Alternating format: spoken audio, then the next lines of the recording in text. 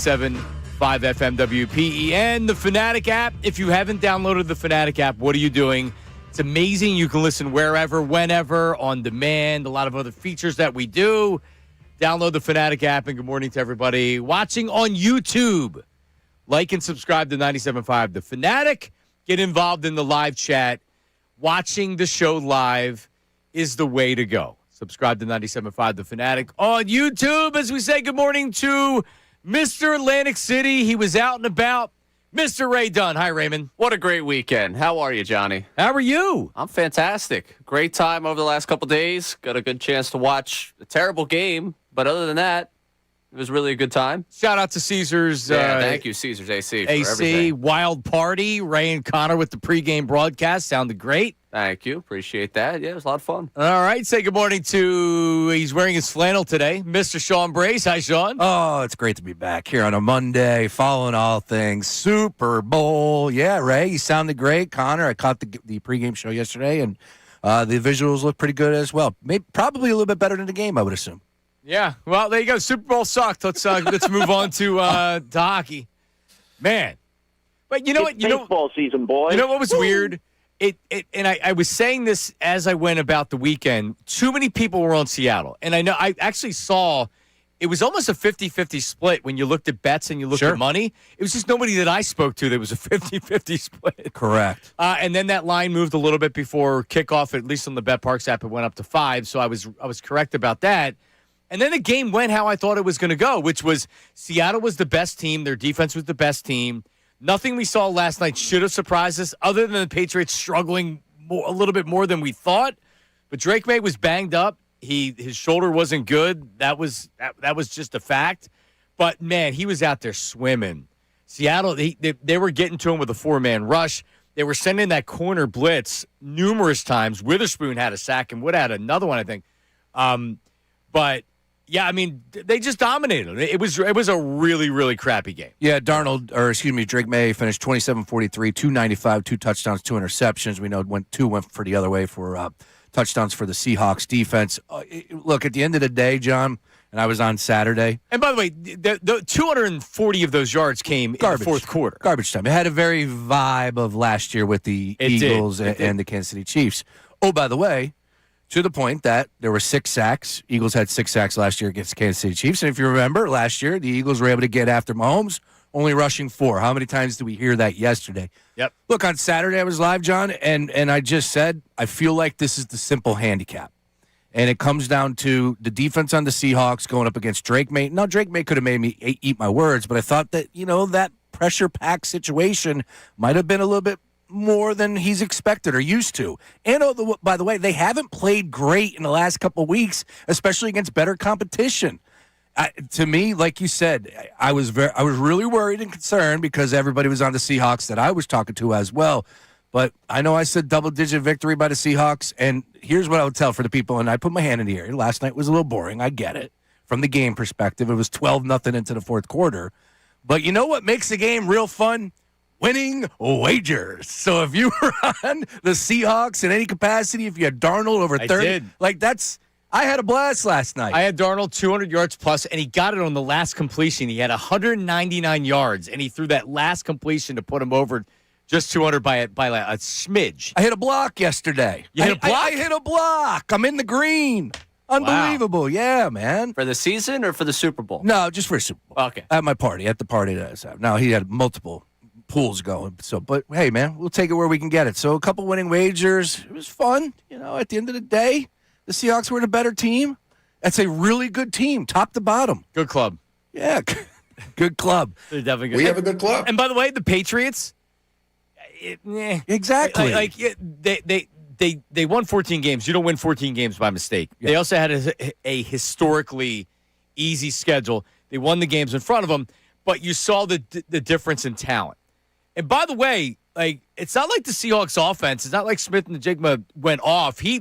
Christian Gonzalez really stifled him, but they don't have enough talent on offense. Their offensive line Will Campbell gave up more pressures in this playoff run, I think, than any player ever since they were keeping track of it. And he's the jokester, remember? Yeah, that's real tough. Might want to stick to the weekend update routine. Yeah. The whole offensive line thing's not working for him comedian. too well. Yeah, I don't know if he's going to be doing comedy before the next Super Bowl, but like he bounced. He didn't even speak didn't to the speak microphone. to the media. That was a rough game.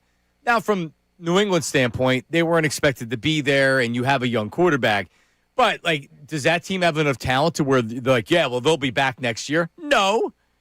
I'm not saying they're going to fall out of the playoffs or whatever, but they're going to need to upgrade, which we'll talk about maybe with somebody on the Eagles they could upgrade with. Maybe they're desperate for. But, yeah, they were fortunate to even be there. They ran into a backup quarterback in the AFC Championship game. Their defense really carried them against the Texans in that game. Stroud their defense is good. Yeah, their defense is good. Oh, Milton Williams is legit. The only sack in yesterday's game, Milton Williams. Took a little piece of that just for old time's sake. So he cashed that in. I think I got it at plus 193. Some shops had it as high as plus 300. Again, didn't really expect to cash it the way the game was playing, but it was fun to see Milton Williams get there. When Matt Collins is your best receiver, you probably need to upgrade the talent, Sean. Yeah, and like you pointed out, nobody had the Patriots. You can flip it and say the Seahawks as well with that division. Maybe a lot of people were saying that they weren't going to be making a run and get to a Super Bowl. I didn't expect it either, but more so from the Patriots. So, it's funny. It's like when you look at both of these quarterbacks, Drake May and Sam Darnold, now you get people that are overreacting towards Drake May, and he's so young. Like, for the people that are like, oh, he stinks. He had a pretty good regular season. He was high completion percentage. He just missed winning the MVP by the guy that voted for Herbert. Yeah, exactly. But and then you look on the other sideline, and it's Sam Darnold, where look, he came out and said something over the weekend where he didn't really feel comfortable as a quarterback until he ended up in San Francisco with Shanahan. So you think about it. It just comes back to coaching. If you had good coaches. And especially at that position, it's only going to make you better. A guy like Shanahan, a guy like O'Connell, and, of course, what he's doing now with Kubiak, who is now the Raiders coach. It just goes to show you coaching matters, John Marks. Normally the coach doesn't break it like that on the field. But he goes, yeah, go into the Raiders. I respect it. Yeah, no, it was interesting to see. Darnold, not like Darnold was great last night. He got away with a few passes in the beginning. He sure did. He had my heart pumping. I was like, ooh, that was almost a pick six right there. And because New England did a good job of playing field position for a lot of the game to keep him in it. And there was one pass in particular where they were like at the 10-yard line, and it's like, why is he throwing that? That could have been a pick six easy. Yeah, deflection, zipping the ball in there. I was definitely feeling nervous about Darnold, but I respected it because this is the one game. Let it rip. Let it rip. Worth dropping the, he's got a little Brett Favre in him. He's trying to throw it to the other team here right now. Yeah. What Brett Favre did and what Sam Darnold did is a little bit different. Yeah. It's not a compliment what he was doing with the Favre comparison there. No, definitely not. Collinsworth was disgusted with that first half of football. He said it all with a smile, but he's like, I don't know what anybody's doing out here. So I read something this morning where I think it was Awful Announcing that was complaining now that we've had 2 straight Super Bowls that were duds. And I was thinking about it. I'm like, oh, that's right. Last year's Super Bowl did suck for everybody else. I was reading Sheil Kapadia like the weekly after the Super Bowl. It's like, should we expect a better game than last year? I'm like, Sheil, it was a great game. I was like, oh, he's right to a national audience here. Everyone else hated last year. It was a lot like last year. It was it was dumb. Now, the Eagles were better offensively than Seattle last night. But just the way that Seattle, once they got to 12-0, they were calling the game like, they're not going to score enough points to win. We're just going to Darnold wasn't making a ton of risky passes. They were running the ball a lot. They were comfortable kicking field goals. Now, when New England scored the touchdown, things got interesting. Oh, it did, and especially from the point spread perspective. You never know how that could come back to bite you. I will say, I thought the coach of the year, Mr. Mike Vrabel, Vrabel came up a little small. 4th and 1 punting. I was shocked. McDaniels, like the passing game kind of lack. Again, it's real easy for me to sit here and say that because, I'm on the couch, but your quarterback's getting sacked 6 times. He's seeing ghosts. I thought that the coaching staff came up a little light. That's all. I mean, don't you go over Will Campbell's getting beat all game? Don't you help him? Help him. They were sending that corner blitz. When they were blitzing, they were coming from the secondary. Yep. I mean, They did not see Seattle I think only did 21 corner blitzes the whole season. So that's a look they haven't seen. Yeah. So that's a great new wrinkle for the game. A young quarterback, an offensive line that isn't particularly a good offensive line. No. And they were slow to adjust to it. And then by the time the fourth quarter happens, it's like whatever. They're just sitting back in a little bit of a prevent. And the one touchdown drive the first one was only a couple plays. Yeah. It was a big play, and then that nice throw to Hollins. Oh, yeah. Yeah, that was – and yeah, because they ended up catching Seattle a little sleep and get out there on defense. But no excuses. Mac Hollins made a nice play, great throw, and they made it a little interesting. But, look, I just had the vibe that the Seattle Seahawks were going to be a better team. We talked about if Sam Darnold does not turn the football over, ultimately that will cliche this game to death leading up to it. And it is exactly what happened. It played out. I come back to it. This simple handicap. Not trying to be Mr. I know everything. It really did play out that way. Sam Darnold, 1 touchdown, no interceptions. He was only sacked once. 19 of 38, so he was 50% complete. I can't believe he threw it 38 times. I had him on the over 30.5, and I've been paying attention to that number for quite some time these past couple weeks.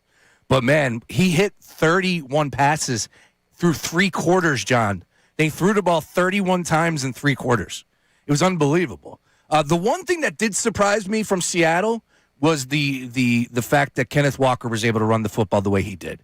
The tally up 135, albeit on 27 carries. Think about that. Darnold throws the ball 38 times, and Kenneth Walker carried it 27 times. Yeah, it's 60 plays on the game. Crazy. And for 135 against that rush defense. Or, excuse me, 70. Which, by the way, they couldn't get much going up the middle. It was all on the outside.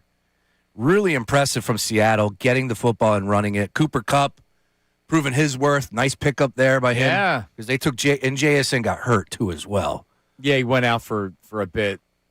There were, and you think about it, Darnold had the overthrow to JSN in the first quarter. He had an overthrow or 2, if I'm not mistaken, to Shaheed that could have cashed in. He made things a little bit more. The one deep ball he had him beat and just missed him. There were plays to be made. You don't think you can outthrow that guy, and he did. Because he's one of those speed guys that's like just throw it up there. That was the Gonzalez play you were talking about too. Yep. Great play. Yeah, it was not a good Super Bowl without a doubt. This is bad. This is very bad. Anytime the kicker is a legit MVP candidate, they were never giving it to him. Well, that's where you go to. A kicker will never win the MVP. If he did not win it yesterday, nor would I have voted for him. But he set a record for the most field goals made. No, I know. But all right. So, Ray, tell me if you agree with this. If a kicker kicks 4 field goals and they're all over 50 yards, and one of them's like a 57-yarder, you're going yardage on me. Then you can do it. If he's hitting, they were fine with not getting touchdowns and kicking field goals because their defense was kicking the Patriots' ass. The Patriots only had 50-some yards at halftime. You can never give a kicker MVP. However, if it was like 15-7 in yesterday's game, there would have been a call at least from a few people. Not people that I would have respected, but there would have been a call from at least a few people to give the kicker the MVP. I still think it goes defense. Somebody else is getting – a kicker is never going to win the MVP. It's fool's gold. Don't waste your money. His long was 41. So he bangs 5 out of 5. 2 extra points. And 2 extra points. I'm forgetting about that. Yeah, so you had 2 players with 2 sacks. Yeah. So that's where you start looking at that. First time a running back's won the MVP since 1997. Kenneth Walker. First of my lifetime. Yeah, normally. And Darnold still had the chance. If he connects that long pass, he still had a chance to get it because they always want to give it to the quarterback. They just couldn't justify it. Darnold was very ordinary. And then now you're looking for a defensive player, but there really wasn't all right, he had 3 sacks and nobody else had any sacks. No, it was a great all-around performance. They didn't they didn't have 1 turnover on the playoffs, Minnesota. Wow. Not 1. Or Seattle. Excuse me. Yeah, Seattle. Seattle. Yeah, it's like you said. Seattle literally said, our defense can outperform anybody. Now, the Rams game was a competitive game. It was. Just don't kill us, Darnold. And Rams put up numbers on them every time that they played. And if their special teams, oh, my God, if I'm McVay watching that game last night, I can't even watch it. I'm just turning it off. Which, by the way, brings up this interesting nugget. The Seahawks spent more money on their special teams than any other team in the NFL this year at $9.325 million in salary. And as we just pointed out, how good their kicker was, their punter, forgive me, I don't remember his name, but they downed the punt inside the 5-yard line. Oh, yeah. And think about all the punts on both sides. It was so ugly. At one point, I think we had what? Are you talking about Michael Dixon? There you go. I think we had, he was the Australian guy. That's right, the Aussie. Three inside the 20. Yeah, they executed the game perfectly. They didn't make mistakes. Yep. It felt like New England was constantly inside their own 15. The one pass he missed that May missed that could have changed the game, because this is after they scored the touchdown to Hooper. Hooper got behind the defense and was wide open. Yep. And May missed him. Yep. That maybe gets out to the 40, 45-yard line, and now you're cooking with that. And he overthrew him. And then because the one, it actually would have been the 7th sack, except it ended up being an interception for 6.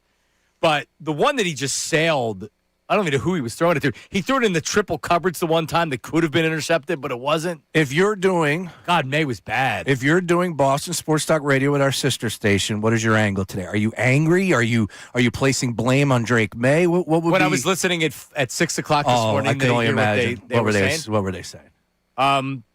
They weren't angry. They weren't. I mean, is that right? They were. I think I'd be angry. They were. It's a winnable game. No, that's not what their angle was.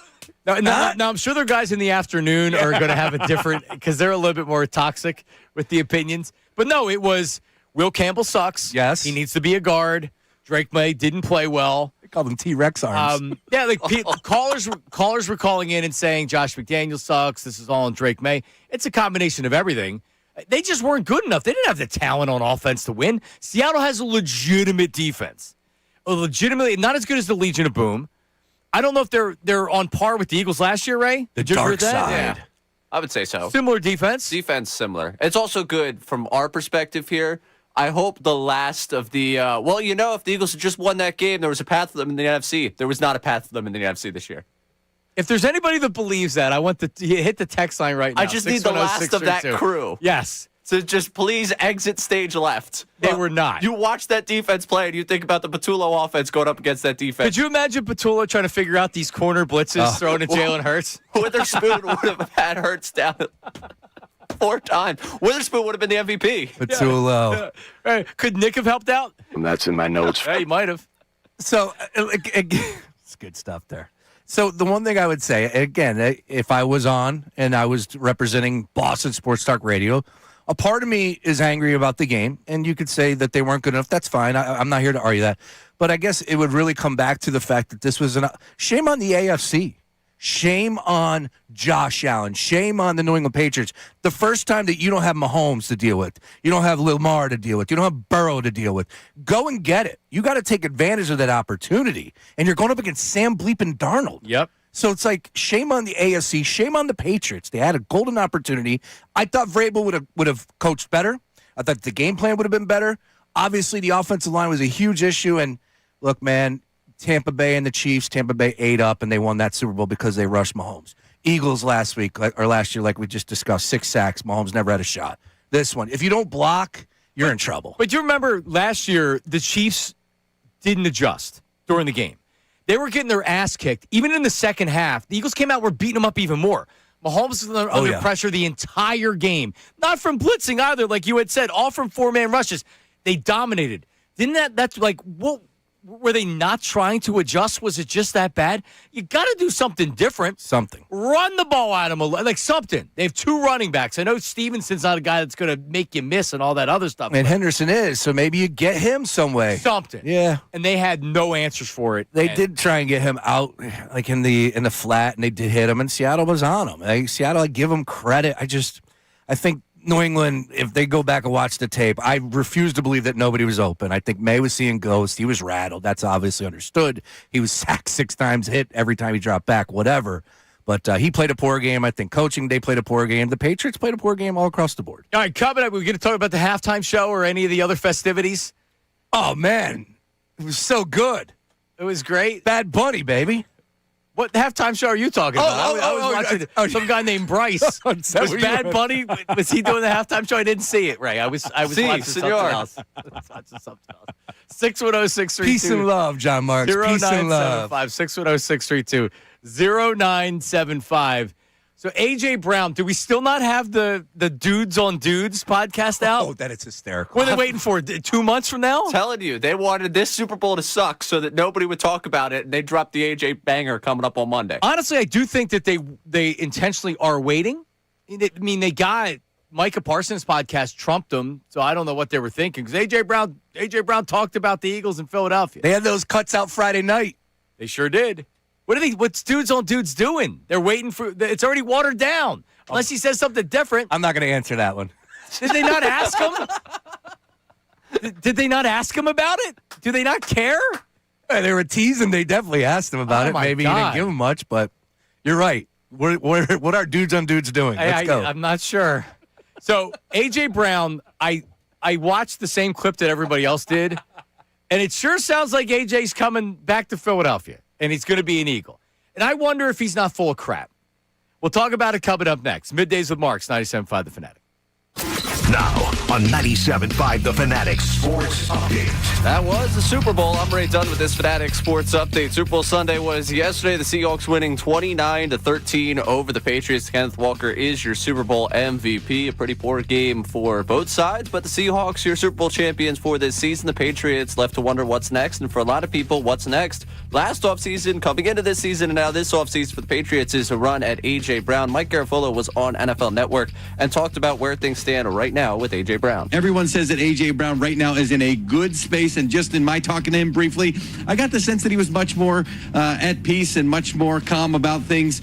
So, will A.J. Brown be back in Philadelphia? We got plenty of time to talk about that. Elsewhere, the Sixers won again this weekend, beat the Suns 109-103. Joel Embiid had 33 points. They now head to Portland for a game tonight against the Trailblazers. You can listen to it right here, 10 o'clock tip-off. Pre-game coverage begins at 9:50. This update is brought to you by the Crohn's and Colitis Foundation. Crohn's and Colitis Foundation has been at the forefront of inflammatory bowel disease research and care for over 50 years. Learn more about research, education, and support at crohnscolitisfoundation.org. I'm Ray Down in your home for the Sixers, Flyers, Best Birds Talk in town, 97.5 The Fanatic and the Fanatic app.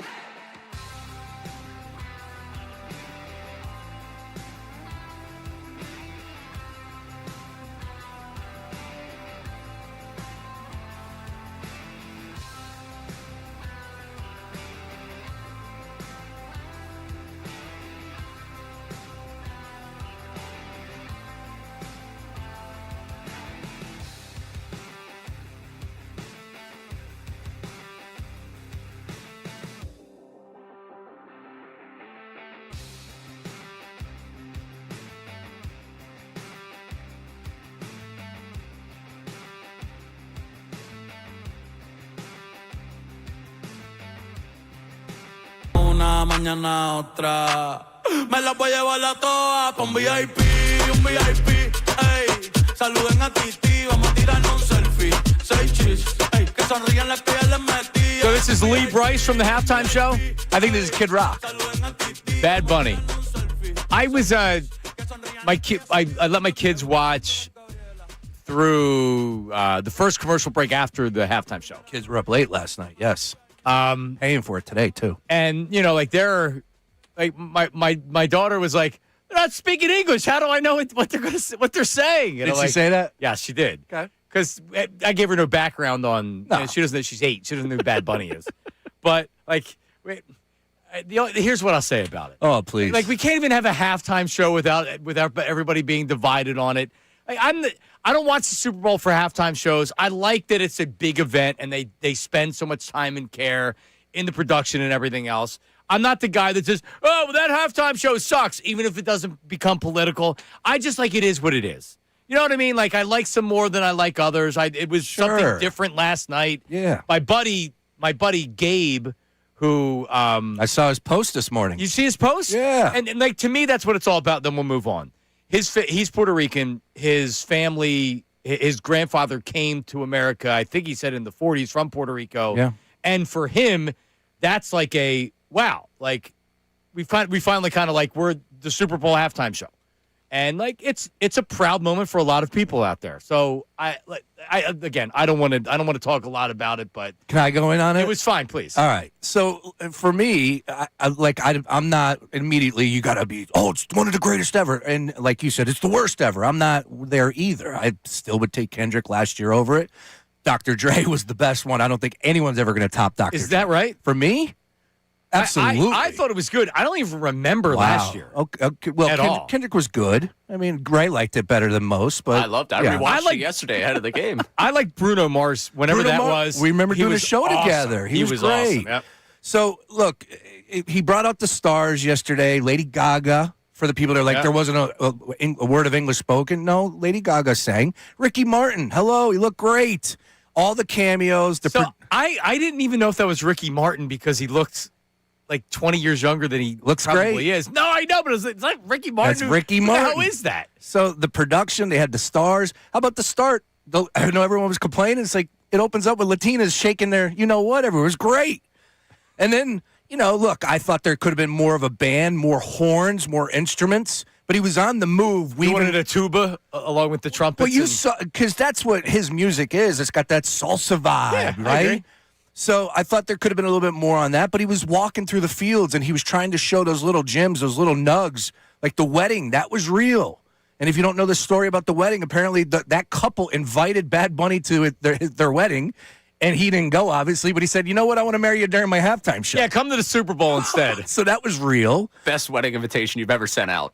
We don't know if the 5-year-old boy was real, but still, it's handing it to maybe it was a baby Bad Bunny, and that's what he was trying to show. Yeah, I didn't know if it was his son or I have no idea. There's conflicting reports on that, but we'll leave it alone. But the message, John, and this is my final thing, is like, all right, for the people that were like, oh, that song was like, dude, it was full of nothing but like come together. It was full of love. It was the thing that was the biggest one. It was like the only thing more powerful than hate is love. That was literally on the Jumbotron. The flags coming together at the end. And it said, together we are America on the football. And he spiked it like he was trying to bring us together. This dude wasn't up there ripping on your side of the aisle or calling out this person. He's trying to bring us together. We've already spoke too long on it because people are officially angry. Oh, No, but I'm telling you that's where we are. That's where we are. That's where we are. I enjoyed it. I don't think it was the greatest, though. I was like it, Sean. They're all fine with me. I don't care. Like, give me the third quarter. It was fine. I thought it was different and interesting. Better than the game. Yeah, well, I mean, as many people pointed out, when he spiked the ball, it's like, oh, it's at least someone got a touchdown in the first I didn't half. have Bad Bunny first touchdown. Advanced stats. He had more rushing yards than the Patriots. I think that's actually true. He walked more with the football than the Patriots ran with the football. It's the way it is. I would have job. liked the ball bouncing, though, with English language. I did say that yesterday, and I don't know. And Okay. All right, so AJ, I didn't even intend to.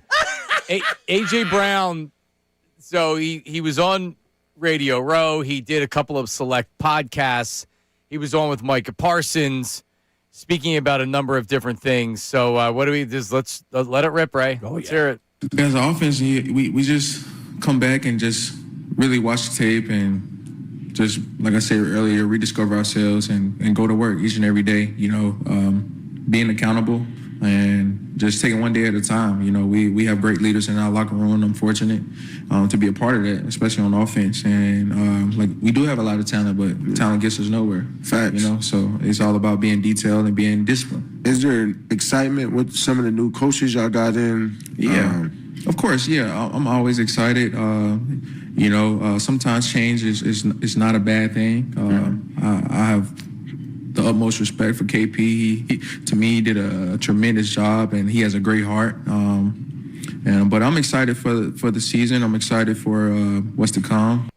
Yeah, the great heart. You can tell the guys really like Patullo because no one has come out. There's been no story given to with sources that have said this. No one. There's been one negative story on Kevin Patullo, which is amazing. They obviously really like the guy. He was just in over his head. And they realize it, and then they look at Sirianni and they're like, well, he's not helping them. Nope. So I'm not doing a good enough job. So here's my question with it. Because it sure sounds like he wants to come back or he's coming back. Do you believe him? Because if he comes out and he says, I'm not happy, our hair's on fire right now, and we're trying to decide how much he can get, people are calling in and say, well, F him, we're keeping him. He doesn't get to say that he's traded or whatever. Do we just take this at face value? Is he coming back? Do we believe he's coming back, John? So that's what was hitting me. I texted you guys early in the morning because on Friday's show, I came out and said, all right, going into this offseason, I can't play this game with A.J. Brown. He's out. Like, that's how I'm going to assume this is happening. He doesn't want to be here. He didn't speak to the media. I was wrong, right? Like, I guess I should not have jumped the gun and I should have allowed him to speak. But then, okay, he speaks, and now I'm even more up in the air. And I'm guessing, like, is he telling the truth? Or does he just not want conflict on Micah Parsons' live podcast? I don't know. I don't think. All right, so let's play one more and then I'll let you continue. Here's more AJ. When I got to Philly, man, Philly welcomed me with open arms. That's home, man, and I love them. I love the support. I love the accountability. I love everything else that they do. Philly is Philly. You have to be there to understand. You from there, so you understand. Like, yeah, he's from there, Harrisburg. You're from there, Harrisburg. You did say you wanted to be an Eagle one time, and then he went in on a whole trade conversation. And he sure did. Yeah. All right, so I believe he wants to come back now. Even after he was saying, like, I don't think this is, like, conflict. He didn't have to do the interviews. He didn't have to go there and do it. If he wanted to stay away, he could have stayed away. I believe he wants to come back. Does that mean he's going to come back, Sean? Well, it takes two to tango if we're staying with the dance theme, and I think it's up to Howie Roseman. Doesn't he have a say in this? Like, the nonsense that was happening behind the scenes took away a little bit of the vibes from a reigning Super Bowl champion, and who was at the top of that list? A.J. Brown. Also, his numbers are his numbers. I can't argue with the box score, but there have been times that you're wondering, like, where's the effort? I see Devontae Smith just diving, putting his body on the line. Where's the effort from AJ? Devontae Smith felt like he broke his back every game this year with the way he hits the ground after going up. Like, you could have made the play and you ran away. Like, all that's got to come into play if I'm Howie Roseman. Now, it's hard to replace a guy like that because of the box score. All right, so here's my question. Do we believe A.J. Brown can get back to being the A.J. Brown we saw when he first arrived? Absolutely. Here? You do? Yes. 100%. Here, you believe that? Yes. You believe he can be that guy here? With new play caller, Sean Mannion, yeah, I want to see it. I do too. But I'm skeptical that after winning the Super Bowl, he was still unhappy. Right? He talked about how it didn't, like, the unhappiness. He still wasn't happy after winning the Super Bowl. Good grief. So I really like AJ. I do. He's not a bad teammate. He's not the diva wide receiver. He's complicated. Right? Like, he really is. You don't normally see it. Normally, the guys are just like, F you, give me the ball. Yeah. And AJ's much more complicated than that. He toggles with social media, putting out Bible verses and song lyrics. Here's what I can't have happen. Yeah, he wears the Joker mask on the field. Last year. I can't have happened last year. You mentioned on the field stuff. He allowed whatever was going on off the field to affect his play on the field. He was going through the motions in a lot of games. He wasn't angry at not getting the ball. He wasn't angry at the offense struggling, because I think it's more about the offense struggling than him just not getting the ball. I don't think this is coming from a selfish standpoint, but he was indifferent. He became the where he's like, oh, I can't even be mad. Like, I can just like, all right, let me walk off the field. Like, here we go again. Can that be changed with better play calling and a better offense? Okay, like I'm listening, man. I want that to be the case. But damn, you come back next year and we're back in this whole thing with AJ being unhappy again, because it was the year before he wasn't happy too with the passing offense. Hey, do we believe he's actually going to be happy next year just because you're bringing in a different coach and a different play caller? All right, so 610-632-0975. Good question. If you want to weigh in on this, A.J. Brown, it sure sounds like that he wants to come back and he thinks he's coming back. It sounds like he thinks he's coming back and he's already spoken to Howie about this. All right, but from what you heard, do you think he's going to be an Eagle, and would you have some cause for pause with it? Also, Micah Parsons on the same podcast talked about how close he was to becoming an Eagle. We have that for you coming up next. Middays with Marks, 97.5 The Fanatic.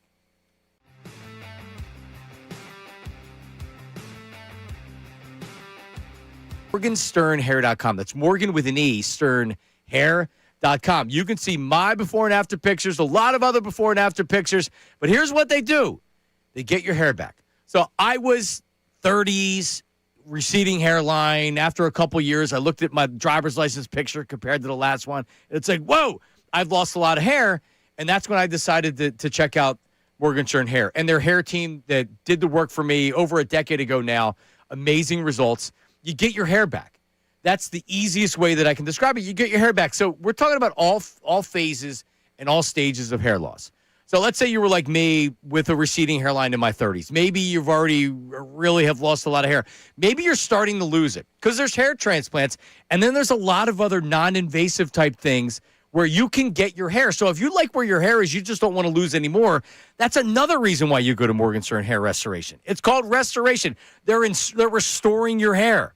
Non-invasive hair restoration options for men and for women. This is every stage of hair loss. So if you're losing your hair, you don't have to. You can get your hair back or you can keep your hair. And the people to do it with Morgenstern Hair, over 30 years of experience. I've been with the hair team for over 10 years. They did my hair transplant. And right now during February, if you book a hair transplant, you're going to get a full year of Nutrafol absolutely free. That's going to help your transplant results stay strong, healthy, and thriving long term. Most experience, most success. Morgenstern Hair, 3 locations, Wayne, PA, Bala Kinwood, and Lancaster. You can call them right now and speak to the hair team. 610-831-HAIR. 610-831-HAIR, morgansternhair.com. No hot takes, no rage bait, just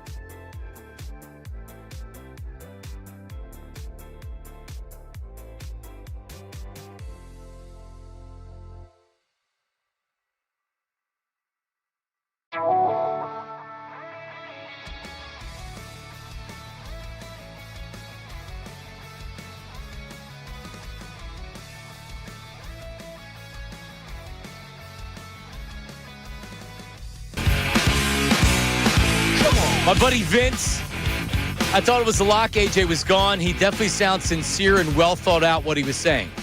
Totally agree. It did. Sincere is AJ's not an insincere guy. He's not full of crap.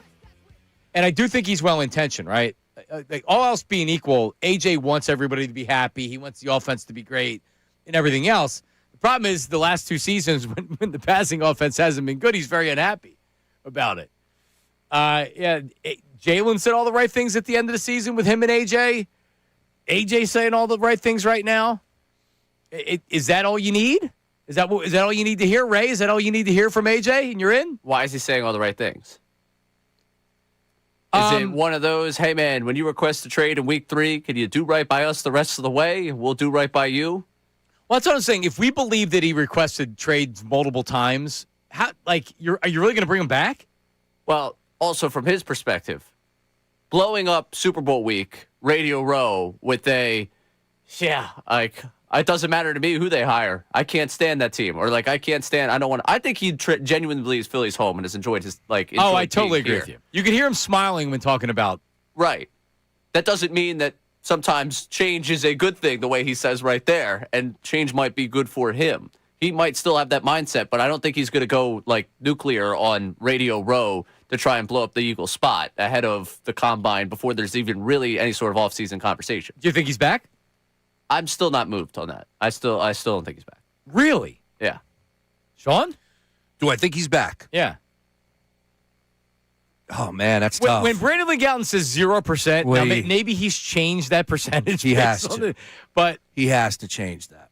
Because and you know what, John, real quick, if you wouldn't mind, on the YouTube chat. Yeah, give me some. A lot of great comments coming in, of course. A lot of debate, a lot of fun conversation. Get involved on our YouTube chat. Trust me when I tell you that. 32ABAH said, quote, AJ never said he didn't want to come back. It was Philly media creating stories. You're right. Is that fair? Oh, yeah, for sure. We definitely made a mountain out of a molehill. There was nothing going on with A.J. Brown this year. I totally agree. All right. I totally agree. He didn't use social media platforms consecutive weeks. Jeffrey Lurie didn't go over and hug him during practice and told him he didn't have to say he was sorry. He didn't say that, none of this was ever done. You're right. We definitely made something out of nothing. Thank you. 32 ABBA. Also, WP3636. How many times does AJ have to show you he's a selfish beep, except when he gets his way? Almost like, are we going to step on the rake here with this situation? So here's my biggest issue other than the chemistry stuff. Does anybody believe that there wasn't chemistry issue last year on offense? Do you think that AJ's behavior affected the quarterback? Yes. I do. Yes. I absolutely do. Yep. I think he got tighter as angrier or as disconnected as AJ got. I think the quarterback got tighter. Here's what you worry about. And Stephon Diggs, I've heard this story explained, and I think you can track it back to the Eagles, right? Stephon Diggs in Buffalo was much more vocal about wanting the ball. Much more vocal. And to me, it sounded like that was more about him than the team. Yeah. But still, everybody that I've heard involved, and I know Sal Capaccio, who covers the team up there for their Odyssey station up there in Buffalo, WGR, he told me that Stephon's a good dude, but he's just kind of he's the wide receiver that he wants the ball, but it got to a point where everybody was worried about him getting the ball, and Josh Allen was worried about getting him the ball instead of worried about the big picture, which is winning games and having the best offense you can. It became about, if Diggs doesn't get a reception in the first quarter, is he going to be mad? Is he going to be over on the sideline? Is he going to be saying stuff? You can't have that. No, you can't.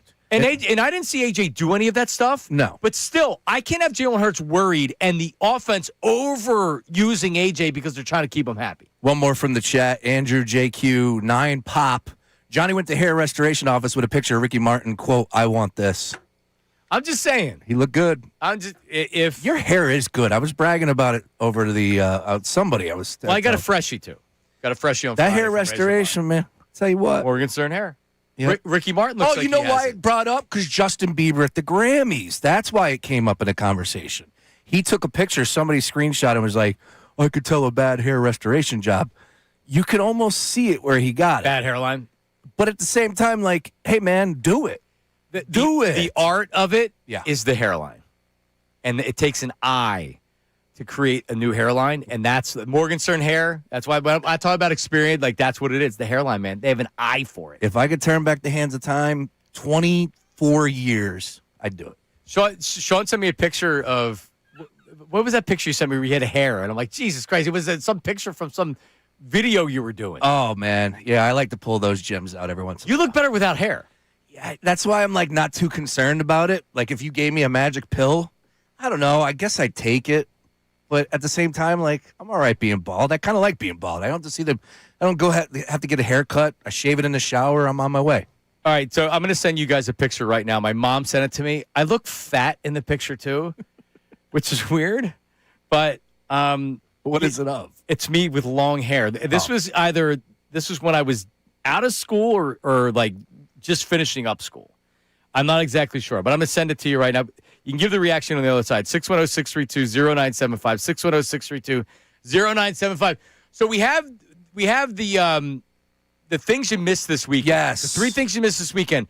So maybe next segment, but there's still more to talk about with A.J. Brown here. All right. Because I want to see the text line, what people are saying, and I'd love to hear it on the phone lines. We have some callers that are waiting right now, 610-632-0975. It sure sounds like that A.J. Brown wants to come back. Is that him making his pitch to come back to Howie Roseman and Jeffrey Lurie? Is that I want to come back? Is that I'm hopeful to come back? Can he just call Howie? Or is he coming back? Jeffrey Lurie's going to have something to say about this. This isn't a Howie Roseman football decision. This is a Jeffrey Lurie, hey, is it a good idea to bring him back? I think we need to have serious conversation about whether it's actually the right thing for the team. That's coming up next. Middays with Marks, 97.5 The Fanatic. Now on 97.5 The Fanatic Sports Update. Football's finished. I'm Ray done with this Fanatic Sports Update, and football really was finished about 2 weeks ago. I feel like that's the last time I watched any good football, but you did watch football yesterday. The Seahawks won 29-13 in the Super Bowl over the Patriots, and Kenneth Walker is your Super Bowl MVP for the Seahawks. As for the Patriots, a tough one, tough go offensively, and someone that has been linked to the Patriots for quite a while now that they might target as someone to help that offense is Eagles wide receiver A.J. Brown. Mike Garafolo was on NFL Network over the weekend, gave an update on the A.J. situation. Everyone says that A.J. Brown right now is in a good space, and just in my talking to him briefly, I got the sense that he was much more at peace and much more calm about things. We'll see if that means he's going to stick around in Philadelphia. I'm sure weeks of conversation ahead on that. Sixers won again this weekend, beating the Suns 109-103. Joel Embiid had 33 points. Sixers return to action tonight in Portland against the Trailblazers. That game at 10 o'clock right here on The Fanatic. Pre-game coverage beginning at 9:50. This update is brought to you by Mothers Against Drunk Driving. For victims of drunk and drug driving, your grief is unique, but you're not alone. You always have a place at MAD. Call a 24-hour victim helpline 87-MAD-HELP or visit MAD.org. I'm Ray Dunn in your home for the Sixers Flyers. Best Birds talk in town. 97.5 The Fanatic and The Fanatic.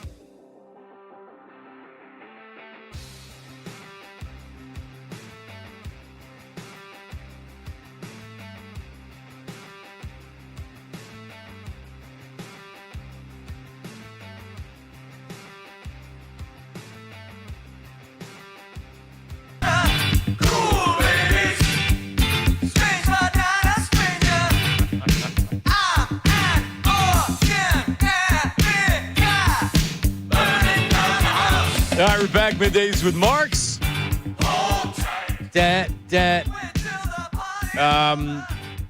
Angry Al's checking in, and he says that he was asking to come back. He doesn't believe that they've had conversations. I guess that would make sense. I mean, I don't know. I guess that the way that I hear it with AJ is that everybody down there, no one says anything bad about him at all. The front office loves him. Jeffrey Lurie was hugging him and telling him not to say, you don't have to apologize. So everybody loves him. I guess he's like a really, really good dude, like a good heart, good dude. Everybody loves him. The way he spoke about Kevin Patullo right there, he didn't have to do that. That doesn't irk you a little bit? Doesn't rub you the wrong way? It does not. Okay. You know why?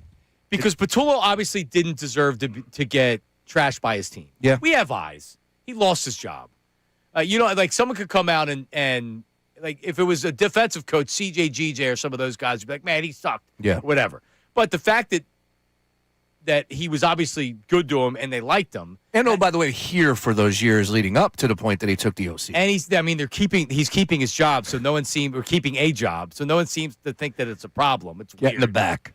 But anyway, have you seen my red stapler? I would right now. I lean that he's coming back. And here's why. I don't know if they're.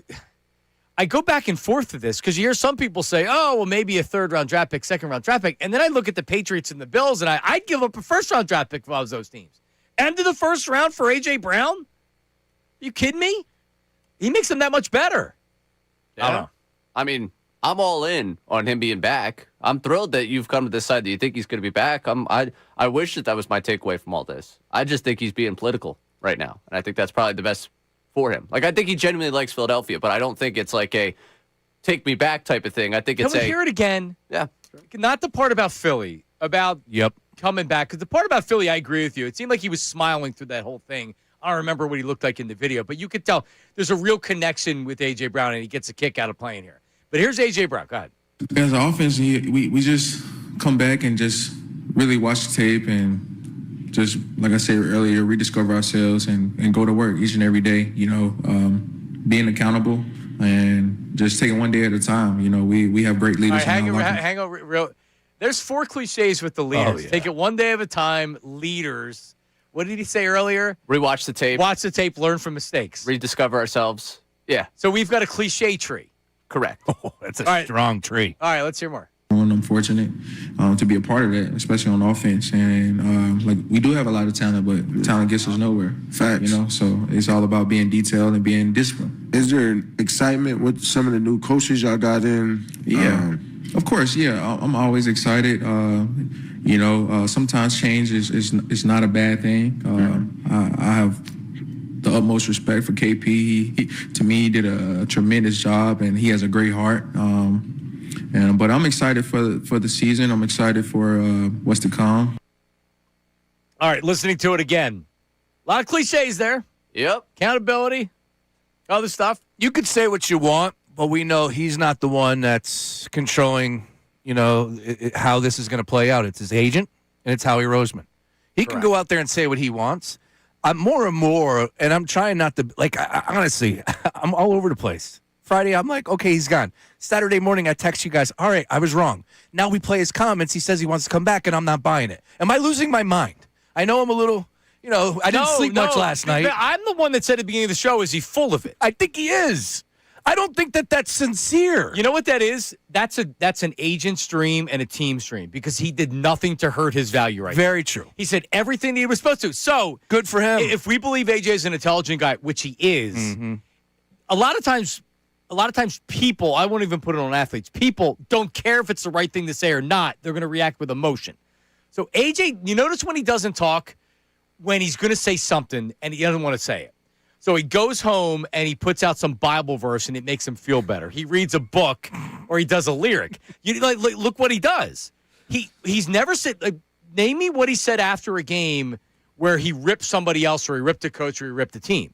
The one thing he said was it's the passing offense, which wasn't even anything. It was clear. Yeah. And he said you can point the finger to everybody. He didn't say the quarterback. So he's very good at being deliberate with things.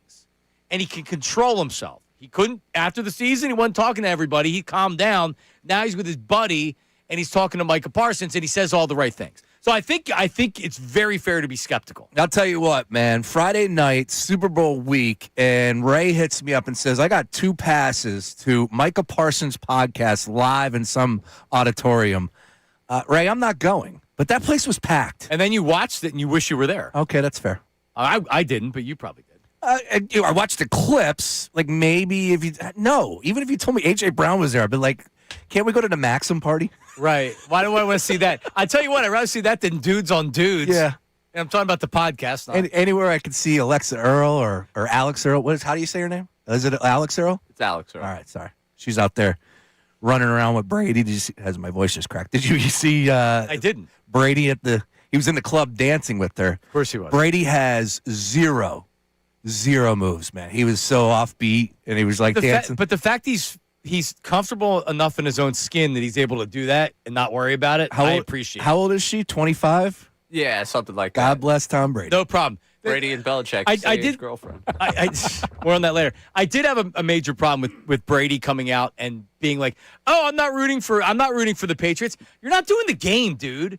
Like every other former player of their team would root for their team. And Tom, and then he tried to backtrack on it. But, what do you mean you're not rooting for the Patriots? I didn't see the backtrack, but let me play devil's advocate. He is the owner of the Las Vegas Raiders. It's another team in the NFL. It's okay to root for the team that you grew up. You're not playing against them. If it's the Raiders against the Patriots, you can't root for the Patriots over your team. He's hiring Kubiak, though. He is hiring Kubiak. That's a good call, Ray. Little spin zone there. There you go. But he was also trying to hire Ben Johnson, and he wasn't critical of Ben Johnson during the game. He wasn't on the game, though. No, I know. I think he's just like last night. The best PR the Raiders have ever gotten about over the last 5 years was Kubiak acting like he was going on a boys' trip to Vegas after the game. Like, hell yeah, I'm going to Vegas. Clint Kubiak, man. You just won the Super Bowl. Where are you going now? I'm going to Vegas. Yeah, going to the win. The real Caesar's Palace. All right. Anyway, back to AJ Brown. Give me some text on AJ Brown, Ray, because I know they're coming in fast and furious. Yeah, texter here. You guys are all AJ attention junkie enablers. Stop saying he's not a bad teammate. He is the definition of a bad teammate. He puts himself before the team all the time. I guarantee his teammates have more of a problem with his behavior than they're admitting because they actually act like professionals. So here's what happens when guys have problems with teammates because you're wrong. They just don't say it publicly. They'll tell one of the writers this. You think Jeff McClain or Tim McManus wouldn't have some sniff on AJ Brown in 2 seasons? Not one bad word. Now, if it comes out, I'll stand corrected. And maybe you're not wrong about. See, here's what I think A.J. Brown's behavior does. It brings attention to something that's not positive. It affects the quarterback because now the quarterback and the offensive coordinator. You don't think that they decided early in games we got to get A.J. Brown the ball, otherwise he's going to be on Instagram complaining this week. But of course, it can't be good. And it did feel like the chemistry was an issue on offense last year. You just wonder if he can get things right, if it's okay. He's such a good player. Oh, yeah. He's fantastic. And we look at the box score, look at all 4 seasons, over 1,000 yards. Look at the targets. What doesn't get accounted for is the eyes. Look at all the eyes. When he takes the field, you wonder why Devontae Smith might have one-on-one. Oh, gee, it's because of A.J. Brown on the other side. A.J. commands attention. And I just would rather, I think that the Eagles would be better off, better prepared, and more of a championship contender to get back at the top of the promised land with A.J. and Devontae both on the depth chart instead of trying to figure out if Devontae is a one. And this is where Ray's head will go to right away. If this is a real passing offense and Jalen Hurts looks anything like the quarterback we thought he was developing into, what A.J. Brown and Devontae Smith would look like out there, A.J.'s still a beast. Oh, yeah. The problem was he was not engaged last year. As the season went on and the offense continued to look like crap, and that can't happen. See, there's things that can't happen. That can't happen next year. Correct. And that's where I'm like, yeah, that's a problem. And that's an issue. And that's going to be something for Howie Roseman to decide on. All right, what else, Ray? Now we got a texter say, AJ quit on this team. He didn't get what he wanted, and it was all about him. I will not miss him. Interesting. So how many fans, I'm wondering what the actual percentage is of fans that have turned. There's a lot of them. And a lot of them that are on my timeline that are good, good follows. I'll tell you who is out on him. Meach. I respect Meach's thoughts. Yeah. And Meach's like, I'm out, man. I'm done with them. And I'm not I can't get there. I cannot get there losing A.J. Brown. Unless we'll see what's in return. That's a lot to replace. So here's what I'm doing. I'm pretending that I'm not trading him, and behind the scenes, I'm seeing if I can get a first-round draft pick for him. I think you can get, for everybody that says a third, I think you can get a first-round draft pick if you have a couple of teams that are interested. And Buffalo and the Patriots should be desperate. Seriously, when would there be a more desperate team to get a wide receiver? Sure, you could try to draft somebody, or you could look to trade for somebody else. There's nobody else out there. All three. Ravens, Bills. Yeah. Chiefs? Chiefs would love A.J. Brown. 49ers, I don't want to trade them in conference. You drive that price up. I think that you would be able to get something really significant. What did the Eagles trade? First and a third. And I think they got a fourth in return. That's it. People don't like to trade fans don't like to trade their draft picks because we love the draft and we love to have those picks. Was that not the best trades ever? Oh, yeah. You get A.J. Brown for a first and a third. Are you kidding me? On draft day, too. Oh, my God. After they struck. I remember I was on the air, and Tyreek Hill got traded to the Chiefs. And it was maybe a month before he got the draft, before the Eagles got A.J. Brown. And I went berserk. And people were like, oh, you're doing fake outrage. The Eagles are never going to get Tyreek Hill. And my response was, why? Why wouldn't you want the best weapon in the NFL? What, you can't possibly trade for Tyreek Hill? Well, the Eagles aren't going to do that. They're fine with their wide receivers. And my head was exploding because I couldn't believe that you wouldn't want a game-changing wide receiver. And then they traded for A.J. Brown, and I could have been happier. It's like, you got a guy. They have a guy. They got a guy. And the loss to the 49ers, it had big moments. Big bad moments, drops, other plays that weren't routine but need to be made. At least a little bit more effort. What's showing on the film? There's been multiple times throughout the course of the season. He's not finishing his routes. Yeah, and again, you're asking a lot from a wide receiver to go out there and block. I try not to get carried away with it, but there's visual evidence of him not being the best at that. Man, it's hard to deny what he does on the field. As I said, the attention that he gets, and then, of course, the production. Over 1,000 yards in all 4 seasons, including 2 back-to-back seasons, 1,400. And targets, John. Look at the targets that he gets. 130, I want to say. Yeah. It's the targets itself. Last year. Who's your tight end? 121. If you trade him, Dallas Goedert can come back easier. True. But it's not... I know Dallas had a great season, but to me, there's a flaw with the Eagles' offense, and it's over the middle of the field. Does it have to do with the quarterback? Sure, but we talked about this. I need somebody in the slot. I need somebody to command the middle of the field. Dallas? No, he's a tight end. He's not a slot receiver. Correct. Agreed. All right, here's Mike Garafolo on the situation. A. Brown was in town this week. I spoke to him very briefly the other day, and I said, hey, what's going on? He said, hey, a lot of this is out of my control at this point. Right now, multiple sources involved tell me a couple of things. One, there's been no trade talks yet between the Eagles and some other teams, and there's been only brief talks with Brown's camp from the team. We do expect that to pick up around the scouting combine, which, Tom, reminder, is only 2 weeks away. I will say, though, that everyone says that A.J. Brown right now is in a good space, and just in my talking to him briefly, I got the sense that he was much more at peace and much more calm about things. Yeah, so he's calmed down. Now, is he in the situation now where I really don't want to go? Or is this the agent giving him good advice and him listening? I think you nailed it. Yeah, that's what's hitting me today is the fact that the agent saying, all right, we're going to put you out there. You're going to do the podcast. You're going to show some love to the boys. But, let's work together on this. Let's put our best foot forward and not ultimately put our foot in our mouth. Let's just put it that way. Ray? You said it best earlier when you said sometimes when he doesn't want to speak, it's because he's in an emotional state. He doesn't want to say anything he doesn't want to say. Garofalo said it right there. He's calmed down. He's at ease. Okay? There is no football being played right now. He hasn't had a game where he's livid at everyone for what happened. He's simply at the Super Bowl. He's going to say, hey, I do love Philadelphia. Philadelphia's great. Yeah, we have made changes. And you nailed it with the way you guys were talking about, the way you answered that question. You ever talk about a situation you're not thrilled about, but you don't want to give away that you're not thrilled about the situation? Oh, how are things going with so-and-so? Oh, things are, they're great. We're really just taking it day by day. We're really enjoying what's coming to us. You could throw a million cliches. You get no insight into it. Right. After the fourth cliche, you realize it's something that someone's just trying to fill space with. And I think he was filling a little bit of space there. He's excited for the season, for what's to come. Maybe he does want to be back here. I don't think he hates Philadelphia, the city. No, not at all. I think there Actually loves it. Yeah, there's a I guess sense home. that, hey, maybe I'm just going to step back here because anything I say is going to drive everyone up a wall. All right, so let's do an Insta poll on YouTube, and then, you know what? I'm going to break my own rules. 975 Middays. Let's do a Twitter poll. Hey. Why not? I had a Twitter poll last night. No. MVP, who would you give it to? The kicker or Walker? 60%. It was like 130, 140 votes. Said the kicker. I'm just like, I was up in the air. John Middleton would have voted for him for the MVP. That's it. So, Ray, the wording of the question is key. It's AJ Brown speaking on Micah Parsons' podcast about coming back to Philly. It's you believe that he wants to come back, or he was saying all the right things for it. Because like with me, even though I'm saying it, and that's probably what I think is the most likely, I also I want to believe him. I want to believe, oh, he's going to come back. Everybody's going to be happy. The offense is going to be great. He's going to be reinvigorated. Yeah, blah blah blah. And I'm like, all right, like what am I doing here? Here's one thing I will say, and then we'll go to Greg here on the phones.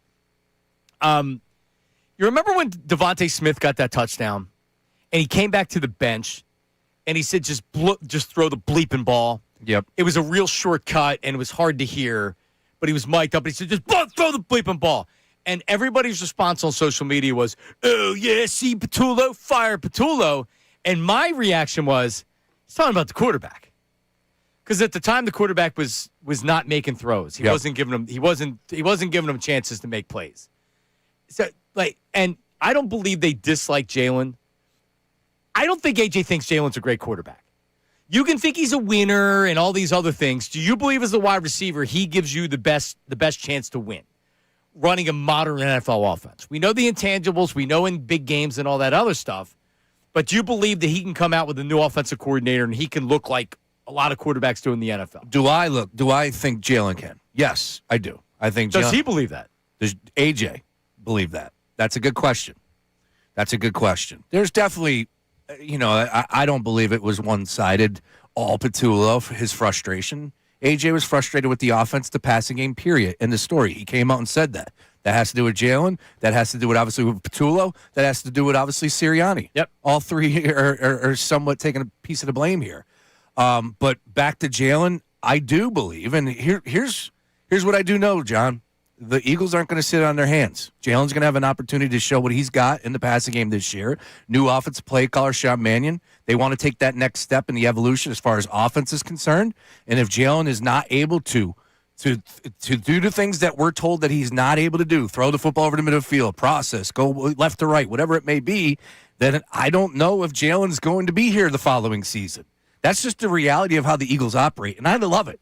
I opened up on Saturday yelling about how, look, I know vultures are saying that the demise is happening to the Eagles. There's a crack in the foundation. I don't want to be the Pittsburgh Steelers' 3 head coaches since 1969. I am fine with going after it, swinging big, making trades. And sometimes it works. You fired Doug Peterson. Guy won you a Super Bowl.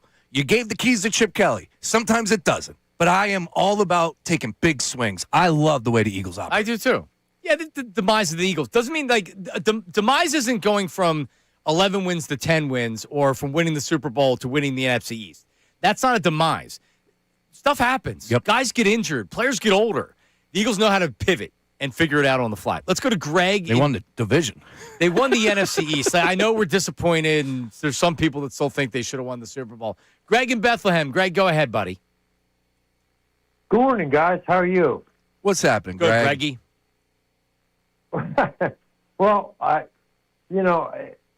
think looking at AJ's performance and comments, he seems like he's a window into the psychology of the team, but he might be the only one that was willing to step forward or stupid enough to step forward and say it. But, I think his performance was reflected from his disgust with the offense. And I'm not saying that's good for him, but I think that reflects what we've all seen, which was poor offensive scheme and generalized discontent but nobody else was willing to say it. Yeah, and thanks, Greg. And he never said anything. No. He just let that's the way he communicates, is he's going to be cryptic so you can never trace it back to him and say, well, this is what you said, because he never actually said anything. But to me, again, I'll just say it. I think there was more disappointment or frustration with the quarterback, or as much as the offensive coordinator. I agree. Everything that you kind of hear behind the scenes is that the reports that are out there, there's never a report Kevin Patullo is the worst, get rid of him. The report was that Jalen Hurts in practice does one thing and then he doesn't do it in the games. Yes, and the film doesn't lie. And that's what these guys sit down and try and break it down and try and figure it out. Oh, look at you. You got a Celsius too.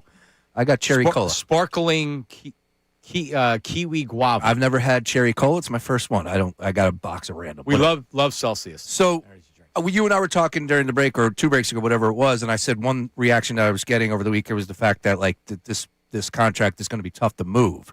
From what I understand, he's under contract through 2029, but there's zero guaranteed after this season. So I thought, and look, man, right? Like Carson Wentz was a contract I didn't think was ever going to be moved.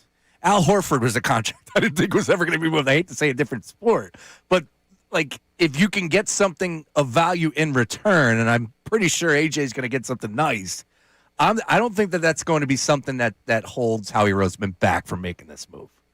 I think that there will be plenty offered on the other side, whether it's a Chiefs, a Bills, we named the teams already that would love to have A.J. Brown services, the Patriots. Garofalo in that cut said that there hasn't been communication, outside of maybe just a brief, but the way he laid it out was there hasn't been a lot of communication with A.J. and the Eagles. Yeah. Which means that he's up there talking he doesn't know what's going to happen. He more or less said it's out of his hands or whatever. So if that's the case, who knows what the Eagles are thinking? Yeah, look, as far as these comments, that's fine. I'm glad he went out there and said what he needed to say, but I'm not sold that everything is fine. It's water underneath the bridge. It's on to the next offseason. Let's get back in the lab. No. Again, 2 to tango. 2 to salsa, John. 2 to salsa. The Eagles have made a hire, Sean Brace. Would you say this is breaking news? Breaking news, the Eagles have hired a new offensive line coach, former Vikings O-line coach Chris Cooper, hired by the Eagles per Zach Berman. It's not spelled like Cooper, like hanging with Mr. Cooper or Cooper DeJean. It's Kuper. And because I'm not well-versed in former offensive line coaches, I'm not sure. But let me give you a little something here. He was the 5th-round pick, 161st overall in the 2006 draft by the Denver Broncos. He played from 2006 to 2013. He's from Alaska. Is that good or bad? I don't know. I just feels like good. I always Trenches, get, Well, if it's cold, then Yeah. Dude, Wikipedia is fast. He's already up. Where in Alaska? That matters. Anchorage. He's a big city guy. All right, never mind. Not a trenches guy.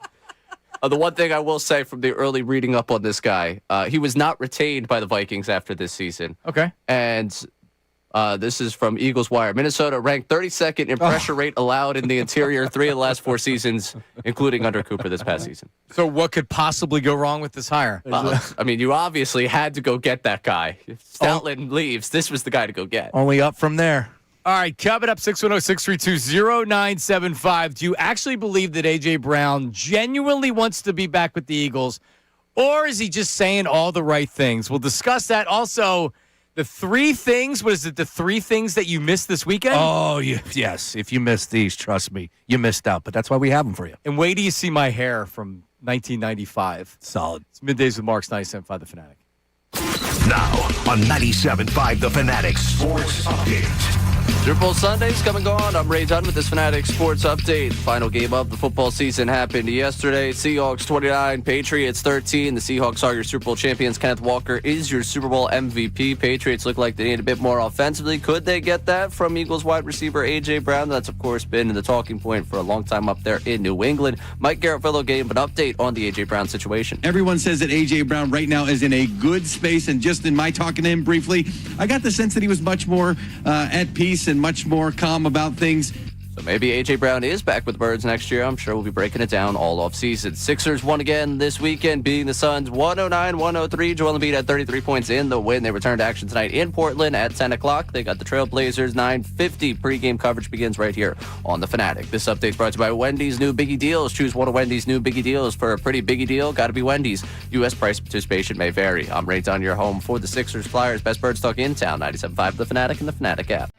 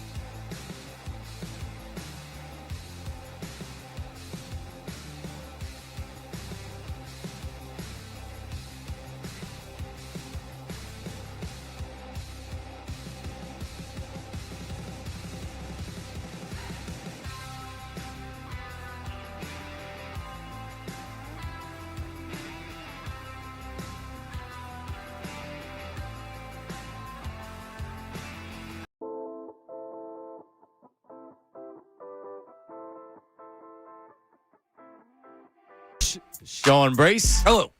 Sean's 3 things you missed this weekend coming up here in a second. Ray Dunn off to do Lady Al play-by-play tomorrow. He will not be in. How about that? How about that? 80 degrees in San Antonio. Hate to do it, but you're not there long enough to really matter. Oh, no, it's going to rain tomorrow. Nice. I'm going to land tonight at like 10 o'clock. I won't get to enjoy the heat, and it's going to pour the one day where I could walk outside. So I'm just begging something to melt this ice, snow, nastiness. Like it's not coming. I've been dealing with this glacier that is right where I park my car on the road. I got to step over it for like the last 2 weeks. Also, these people that work from home, dig out your cars at some point. All right? It's crazy. Society continued. We're all still out here. Please. Even in the suburbs. Remove the snow. I'm walking blocks of the city. Like, are you, like, should we go knock on the door? Are you okay? Have you not come out of your cave? Is it just Uber Eats every day? How do you live like this? I guess they don't literally need their car for any reason. All right, then clear out of my parking space. Get lost. Yeah. I've seen even in the suburbs. Once they got plowed in, they got plowed in. Yeah. There's one car that when you get off of 422 and you're going towards my house, it got plowed in. It must have broke down or something. It got plowed in. Even if you had a pick, like a chainsaw, you're not getting that car out. That's how much ice and snow is up on it. You can barely see it at this point. You just gotta hope that, and no tow truck's gonna rip it out of there because it's not going. Nope. He's gonna wait. You're right about You that. might be waiting for a long time. So you look at the extended forecast. It'll be supposedly next Wednesday. It's gonna be 47. Might go tanning. Anyway, all right. Just what do you think of my hair? I sent these guys a picture. My mom yesterday didn't even send it to me. She sent it to my daughter and said, look at Dad's hair back in the day. This is circa 1994 or 1995. It's long. It is very long. Yeah. Yeah, it's it's on my shoulders. You look like the guy from The Sopranos. Who's the one that... AJ. No, not AJ. But he had long hair. No, I was thinking about the other guy that came across from across seas. The one he was hooking up. Oh, what the hell is his name? Hooking up with Tony's wife. Yeah, that guy. Fabio? Yeah, there or you no? go. Like, that's the type of hair you're rocking there. You do have an AJ face. Yeah, but fat. I'm focusing on the hair. I don't remember my face being this fat when I was younger. Yeah, you know. It's a bad picture. I look like a buck teeth and a fat face. Well, you still got hair. It's funny when you're bald and you show your kids that you used to have hair, and like my daughter goes, Right. "What the hell happened, Daddy?" Yeah. Yeah, but this is a bad picture. It really is, right? You agree? Did Dutz put it up on? Yeah, it's up on YouTube If right you want now. to see it right now, it's on YouTube. They can't believe that it's you. I don't think it's a bad picture. Oh, it's a bad picture. What am I doing in the picture? Like, why would my mom? You can see she took it. She put the picture on the couch and she took it. I guess she was going through some old stuff. Oh no, you know where this is? They were at my Aunt Jean's because there was some family that was from out of town. It's good hair, man. Maybe It's- she took it from that. It's like thick and it's long. It was long enough being a ponytail. Yeah. Did you rock the ponytail? I did. I never had a ponytail. Furio is his name. Yeah, Wait. there you go. Thank you, Dutzy. Thank you. Yeah. Dutz pulled that. No, Furio's hair looked much better than mine. You rocked a ponytail? I feel like we're burying the lead Dude. here. Yeah, for a little bit. I wish I could rock a ponytail. I'd kill For a it. little bit, yeah. Is there any photographic evidence of you with a ponytail? Not really. Oh, what a missed opportunity. And also, I had blonde hair for a while too. When I was 21, so I had spiky blonde hair. Why? I don't know. Well, like my buddy moves out Because to that's what Sean you had dyed hair before. Yeah, I did. I dyed my hair many times when I was in high school. It's probably part of the reason why I don't have hair now. Probably. My buddy moved out to San Diego, and he went San Diego State. He was joining the frat. You get points for doing certain things, and they're like, "Oh yeah, no one will bleach their hair. It's worth whatever points." So next thing you know, I see on his Instagram story, he's got bleach blonde hair. I didn't know if it was one of those things, like it was something your friend dared you to do, and it's like, "Oh yeah, I'll go with blonde with my hair for a little while." It's a very California thing to do. Eyebrow piercing, lots of earrings, blonde hair, spiky blonde hair. Correct. What? Yeah, you can see the scars on my eyebrow. Sure. I used to have a labrae. It's my chin, Nose- whatever. Yeah. My nose was pierced at one point. They Yeah, used to call my steel pin down there. No wonder Steel so pin. you guys think I'm boring. Jeez. I had You guys lived like 6 lives I had- before I knew you. 3 piercings in this left ear, 2 piercings in my right I ear. Had my labrae. I had my nipples pierced. Yeah, pierced my nipple and pierced my nipples at a house party. How about that? That's What is going on, Yeah, that was a bad. with an ice cube and a needle. I got my name tattooed on my stomach when I was 16. I wasn't making the best decisions. All right. Correct. A lot has changed. How about I am that? no longer that dude. To a point, but I'm no longer that guy. Yes, To a point. I made some bad decisions. One felt ripped out in the shower. The other one was actually in there good, but I ended up taking it out. Oh my God. Yeah, that's when I used to be skinny. Thank God I'm not skinny because that's when you do stupid stuff. Yeah, I stayed away from the nipples. But yes, Ray, we I don't even know if I have anything to say right now. I'm just more stunned. Yeah. Over the last 5 minutes, where I've learned about the two of you. Well, that's why when I talk about you being so young, when I was your age, that's what I was doing. Yeah. Sean was piercing his nipples. Whole by different himself. ball game. Right. House parties were much different back in those days. All right, I can tell. we ran out of time for your segment, Sean, so we'll do it next segment. All right. I'm taking a look at the picture of this Chris Cooper guy. Is that how his name is spelled? Is that what phonetically? Well, why is it? Was it not Kooper? Was it Cupper? I don't know. I guess it could be Cupper. Could be. Chris Cupper? I don't know. But I saw a picture. Oh, Kuper. Okay. Cupper. Does that look like an offensive line coach? Yeah. Okay. Yeah. I don't know. He's got some size to him, some Because girth. remember the guy before Stoutland? It was that. What was his name? Howard something. Howard Mudd. Howard Mudd, baby. He's like this grumpy old guy walked with a cane. Oh, yeah. You get Stoutland, who looks like an offensive line coach. This dude was only 6'4", 301. 6'4", though. That's Grumpy young guy now. big dude. That's a big dude. All right, 610-632-0975. 610-632-0975. On the text line, on the phone line, I'm sure a lot of people. Do you have any pictures of your nipple pierced? I don't think I have pictures of my nipples. No. I think that was pretty quick. And remember back in those days, 96, 97, we didn't have a camera phone. So they don't understand that. But when I would say that I had the blonde hair, I'd be like, yeah, BS, you don't have pictures of it. I really don't have any pictures of it. This was it's just like There used to be like 1997. one girl would have like the camera that you would wipe to the right, like those little disposable ones. camera. And then that was it. Nobody But then you ever got had developed, and then you got to get them. Yeah, but no one ever had cameras ever. Where you used to shy away from that. Like, oh no, get away from that. No, Right. And want that's the pictures. difference here. If my generation, anything that you do absolutely is about to be taken a picture of and posted somewhere, and someone's screenshotting that, and then that's, Everything's documented. Yeah, if I had blonde hair, that's like everywhere. I look good with the blonde hair, though. That right there, whatever that was with my long hair and the fat face, not good. Blonde hair, spiky blonde hair, good. I just remember Success. It was a successful run for me. I just remember the hair that I had when I dyed it. It wasn't really blonde. It was more like an orange. Like Pat Gowan had the same hair. You didn't do the whole hair. It was like they just did parts of like the tips. The tips. Whatever that was. Well, no, called. I did my full head. Yeah. And the kids these days are doing that too. I think that it's a Philadelphia Union thing. It's a soccer trend. That Kevin Sullivan, It is. he dyes his hair all blonde. I see a lot of young kids are doing it too. The divorce party. Her one son, he's like 14. His head was all blonde. Oh, so the son was at the divorce party? No. Kids were there. No kids were there. No kids were there. And by the way, my hair wasn't blonde. I looked like gold dust. It was yellow, golden more than blonde. Gold. My hair's too dark. You can't dye a dark hair to where it's completely platinum blonde. Yeah, Right. Yeah, or white. All right, coming up, early Twitter poll results on what we're talking about, and we finally get to it. The 3 things you probably missed this weekend. You're gonna love them. With Sean Brace. That's next. Middays with Marks, 97.5 The Fanatic. The Eagles hire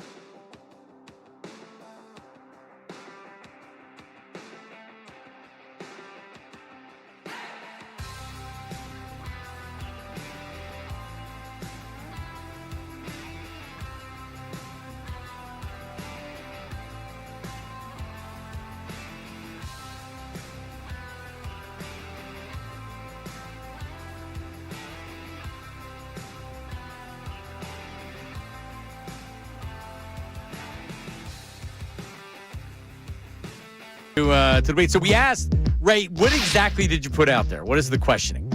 Exactly what I had on the board right there. Want to make sure we had it perfectly done for you so that nobody can take this out of context. Do you believe A.J. Brown genuinely wants to be back with the Eagles next year, based on his comments on Micah Parsons' podcast? And we threaded the actual video as well. So nobody could take this and say we're trying to do something out of context here. We're asking you, if you listen to this, do you believe this? Do you believe that A.J. Brown genuinely wants to be back with the Eagles next year? Early returns on this one. 73% of the people genuinely believe A.J. Brown wants to be back here. I was going to say 70%. Yeah. Yep. Yeah, I mean, you're a fan. If you want him to come back, you're probably going to think that he wants to come back. If you're anti-AJ, you're going to say, oh, he's full of crap or whatever. I don't want him back. But it's a good spot to be at. A, this team competes for championships. B, and oh, by the way, he did wax poetic about his love for Philadelphia. Yep. So I'm the oddball here. The one that wants him back but doesn't believe that he wants to be back. No, I'm in agreement too. Yep. Oh, okay. Yeah, I'm in agreement as well. I'm out. I think his words are a little hollow at this point in time, and he's saying all the right things because his agent asked him to.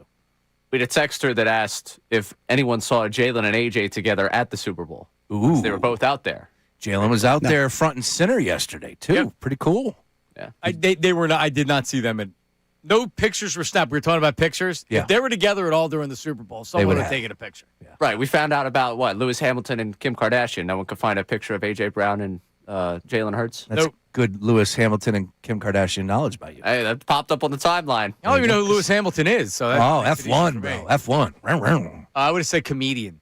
Because all these comedians, like the one guy that made the poor tasting joke at the NFL awards. I'd never heard of him a couple days before. I'm like, who is this guy you're talking about? Oh, he's got 12 million Instagram followers. Aren't I a loser? I mean, your life will go on. My life has just been fine before and after. Drewski, yeah. Before and after. All right. 3 things that Sean Brace missed this weekend, Sean. That's right. It's time for me to give it to you. Look, we all have busy lives, John Marks, and a lot of things happen throughout the course of the weekend when we're out there with our kids, doing the things around the house, whatever it may be. So 3 things that you missed from the weekend that I got to give to you right here, right now. We open up with the DraftKings / Sports Illustrated party, red carpet, where Bill Burr, you want to talk about somebody that's going to roast you. Watch out if Bill Burr is going to express any frustration in your direction. Well, of course, he is a diehard Patriot fan. And the story from the weekend was Bill Belichick and Robert Kraft both not getting into the Hall of Fame first ballot, but he is absolutely upset when it comes to Bill Belichick. But he's pointing at the sports writers. Listen to this. As a Patriots fan, shouldn't he have been an easy first ballot Hall of Famer? Do you who cares about that? Like, it's out of shape sports writers that are upset with him that he didn't give them any quotes for the better part of 25 years. So what you got to learn in life, if you're going to be successful, not everybody's going to be happy for you, especially if they're eating pizza burgers, crying in the fetal position every night, whatever it is that sports writers do. I don't know what they like. All I know about sports writers is all they try to do is they try to pull apart the local teams. Dan Shaughnessy, they forever just trying to pull apart the Red Sox.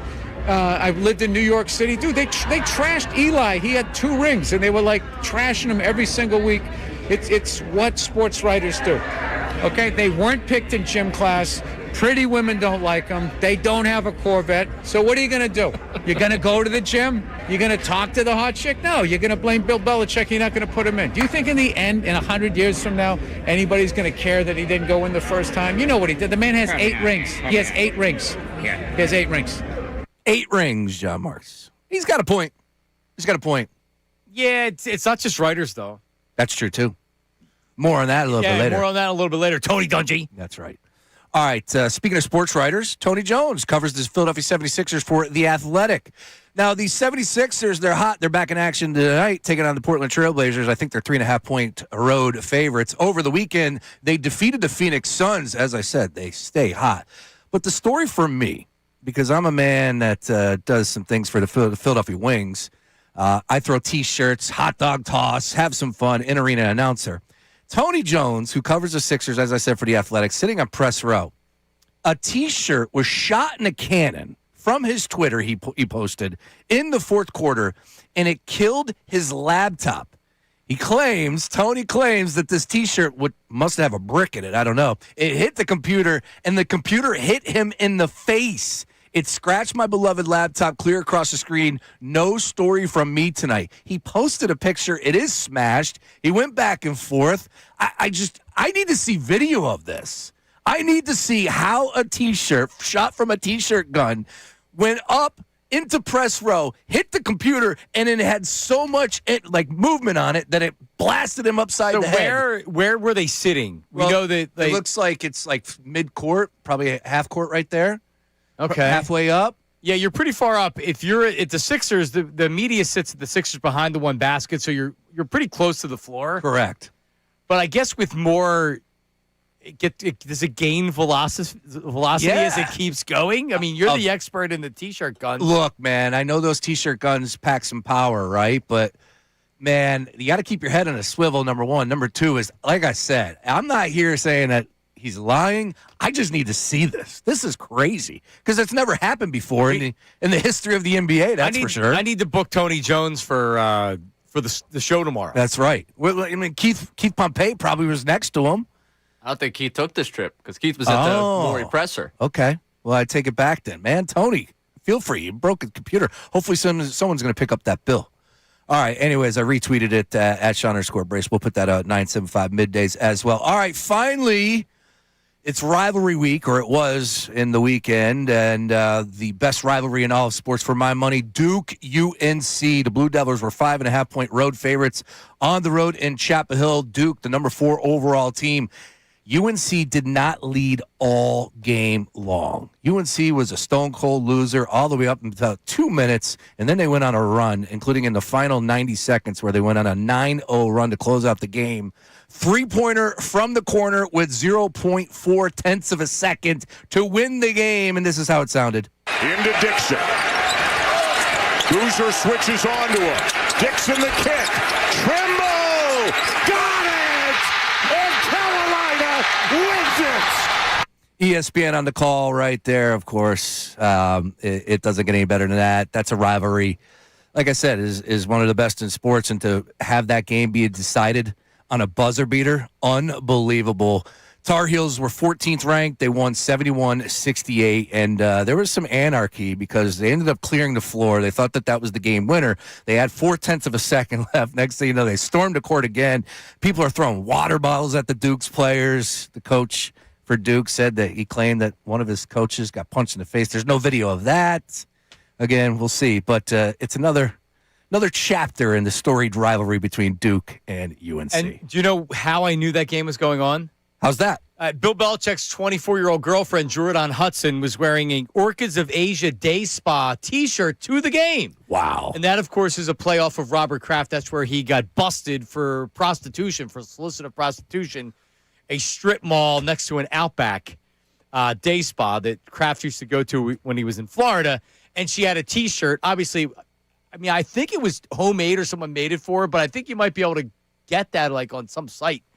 You want to go out and get it. So let me get this straight. So the game was in Chapel Hill. So correct. It's a home game for Carolina. Yep. The head coach of the football team for North Carolina goes to show his support, and it's not just any coach. It's Bill Belichick. It's the guy that's getting snubbed. It's the guy that has 8 Super Bowl rings. It's the guy that's bigger than the program will ever be at North Carolina in football. And he shows up with his 24-year-old girlfriend who's wearing a Orchids of Asia Day Spa T-shirt. Real classy, Bill. Real classy. This guy, honestly, he doesn't deserve to be in the Hall of Fame with behavior like this. Are you crazy? So the question I would have is, did he approve of this? Do you think he knew that Jordan just come down the steps and she was wearing it and Bill chuckled? But you know what I would say? What? Take that off. Go put something else on. Absolutely. Not because it's I'm a man and you're a woman. It's because I'm Bill Belichick and we're going to a Carolina game, crazy? and you're gonna make me look like an idiot. You're not a story. Yeah, we've seen this with athletes and things like that. Athletes sometimes need to put their family in check. You're gonna get me in trouble. You can't do that. You're making things worse. You're we don't need to do this. He obviously is co-signing it. Absolutely. Every chance she gets. This is what happens. You've heard that they had the hot mic at NFL Films where they were doing it. Not the microphone wasn't turned off. They were getting recorded. They're two idiots. Yeah, she's unhinged, and she's just too much for him. Look, I'm sure Bill's happy, and he's loving life, but Yeah, good for him. she's 24. All she cares about is clearly not his best interest. She's insane and doesn't know any better. She just wants to be talked about. Yeah, she's insane. However, maybe Bill Belichick bought her a T-shirt. That's an ugly deal right now. That's a heated rivalry up there. It sure between is. It's so classless. Robert Kraft. And by the way, Robert Kraft has acted like a total a-hole in the whole thing. Sure. He's taken unnecessary shots. He should have just shut his mouth and not said anything except complimentary things at Bill. So you can tell that those two feel a certain way about each other. But Bill, and Bill doesn't really say anything, so he gets the dirty work done, the shots taken by his 24-year-old girlfriend. Good job, Bill. Hit my brother-in-law up over at North Penn Customs, see if we can get a couple of these T-shirts made. It's a good logo, at least. It's an interesting, it's a funny shirt if it's like somebody on, I don't know, like a radio, not his girlfriend. Oh, my goodness. Come Ray on, Bill. wearing the shirt would look good. Asia Day Spa in Jupiter, Florida. Orchards of Asia Day Spa, excuse me. Coming up, we have the News at Noon with Ray, Justin Jefferson, Randy Moss, and the best aged audio of all time. That's coming up next. Middays with Marks, 97.5 The Fanatic.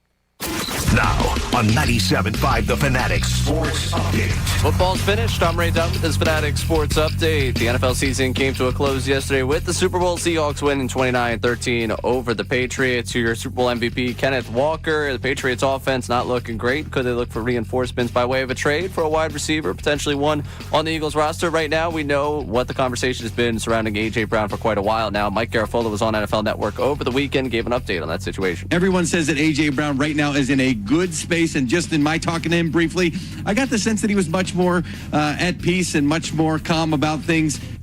We got a while to go, and we'll be talking about it as things develop surrounding A.J. Brown this offseason. Sixers won again this weekend, beat the Suns 109-103, and beat at 33 points. They return to action tonight in Portland against the Trailblazers. You catch that game at 10 o'clock right here on the Fanatic. Pregame coverage beginning at 9:50. This update brought to you by AutoZone. Get in the zone. It's time to say good night to that check engine light with the free AutoZone Fix Finder service. To help troubleshoot the likely cause of your light for free. Restrictions apply. Get in the zone. AutoZone. I'm Ray Down, your home for the Sixers, Flyers, best birds talk in town. 97.5 The Fanatic and the Fanatic app.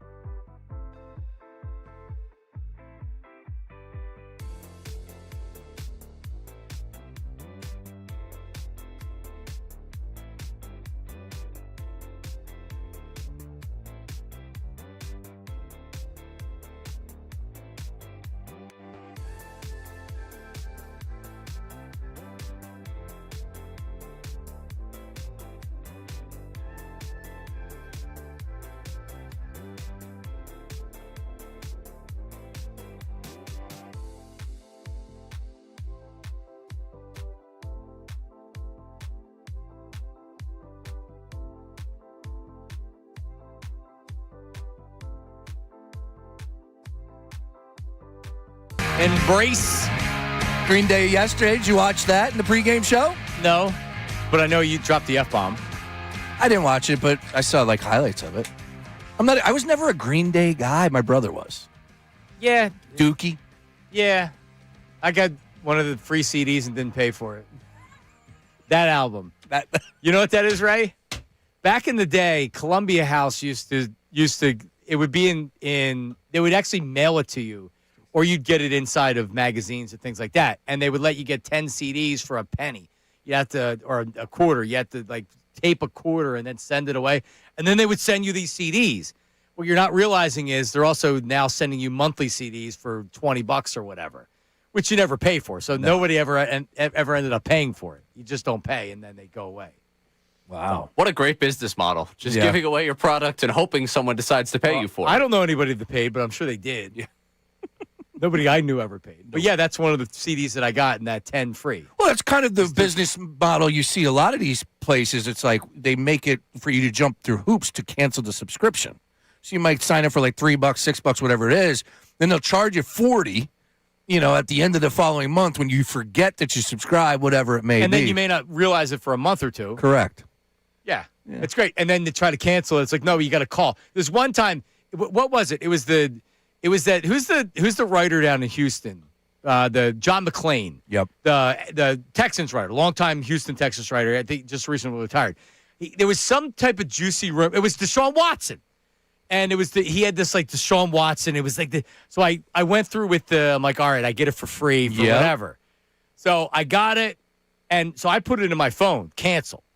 You have to call a number to cancel. You can't even do it online. So I literally had to call some local Houston phone number and talk to somebody at some desk at the Houston Chronicle. And they're like, and the reason you're canceling? Yep. And I'm like, listen, I just don't want it anymore. Please just cancel it. I don't need any more questions about it, please. The Inquirer does that too. You have to call? I had to call, but I re-upped because they had a great deal.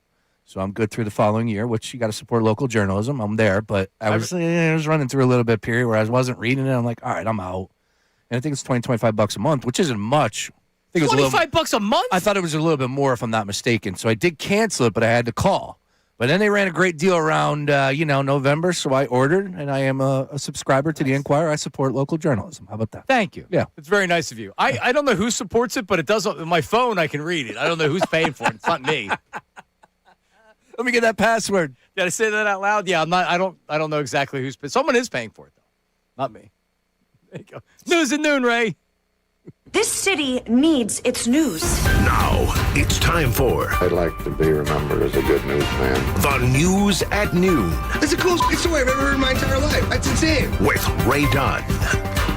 All right, we're going to keep it football focused on the day after the Super Bowl. We'll take you to Radio Row, where my favorite part of Radio Row last week was the I Miss You tour that Justin Jefferson went on for Sam Darnold and pretty much proceeded to, I don't want to say trash J.J. McCarthy, but the implication here is I'm a great wide receiver. I was struggling, man, this year. I just wanted somebody like I had with Sam Darnold last year. And he was asked, do you still see yourself as a part of that group? Do you still believe you're a part of the elite in the NFL? And he went back to, not my fault the quarterback can't get the football to me. I mean, how I'm not. I mean, just... You watch the games, right?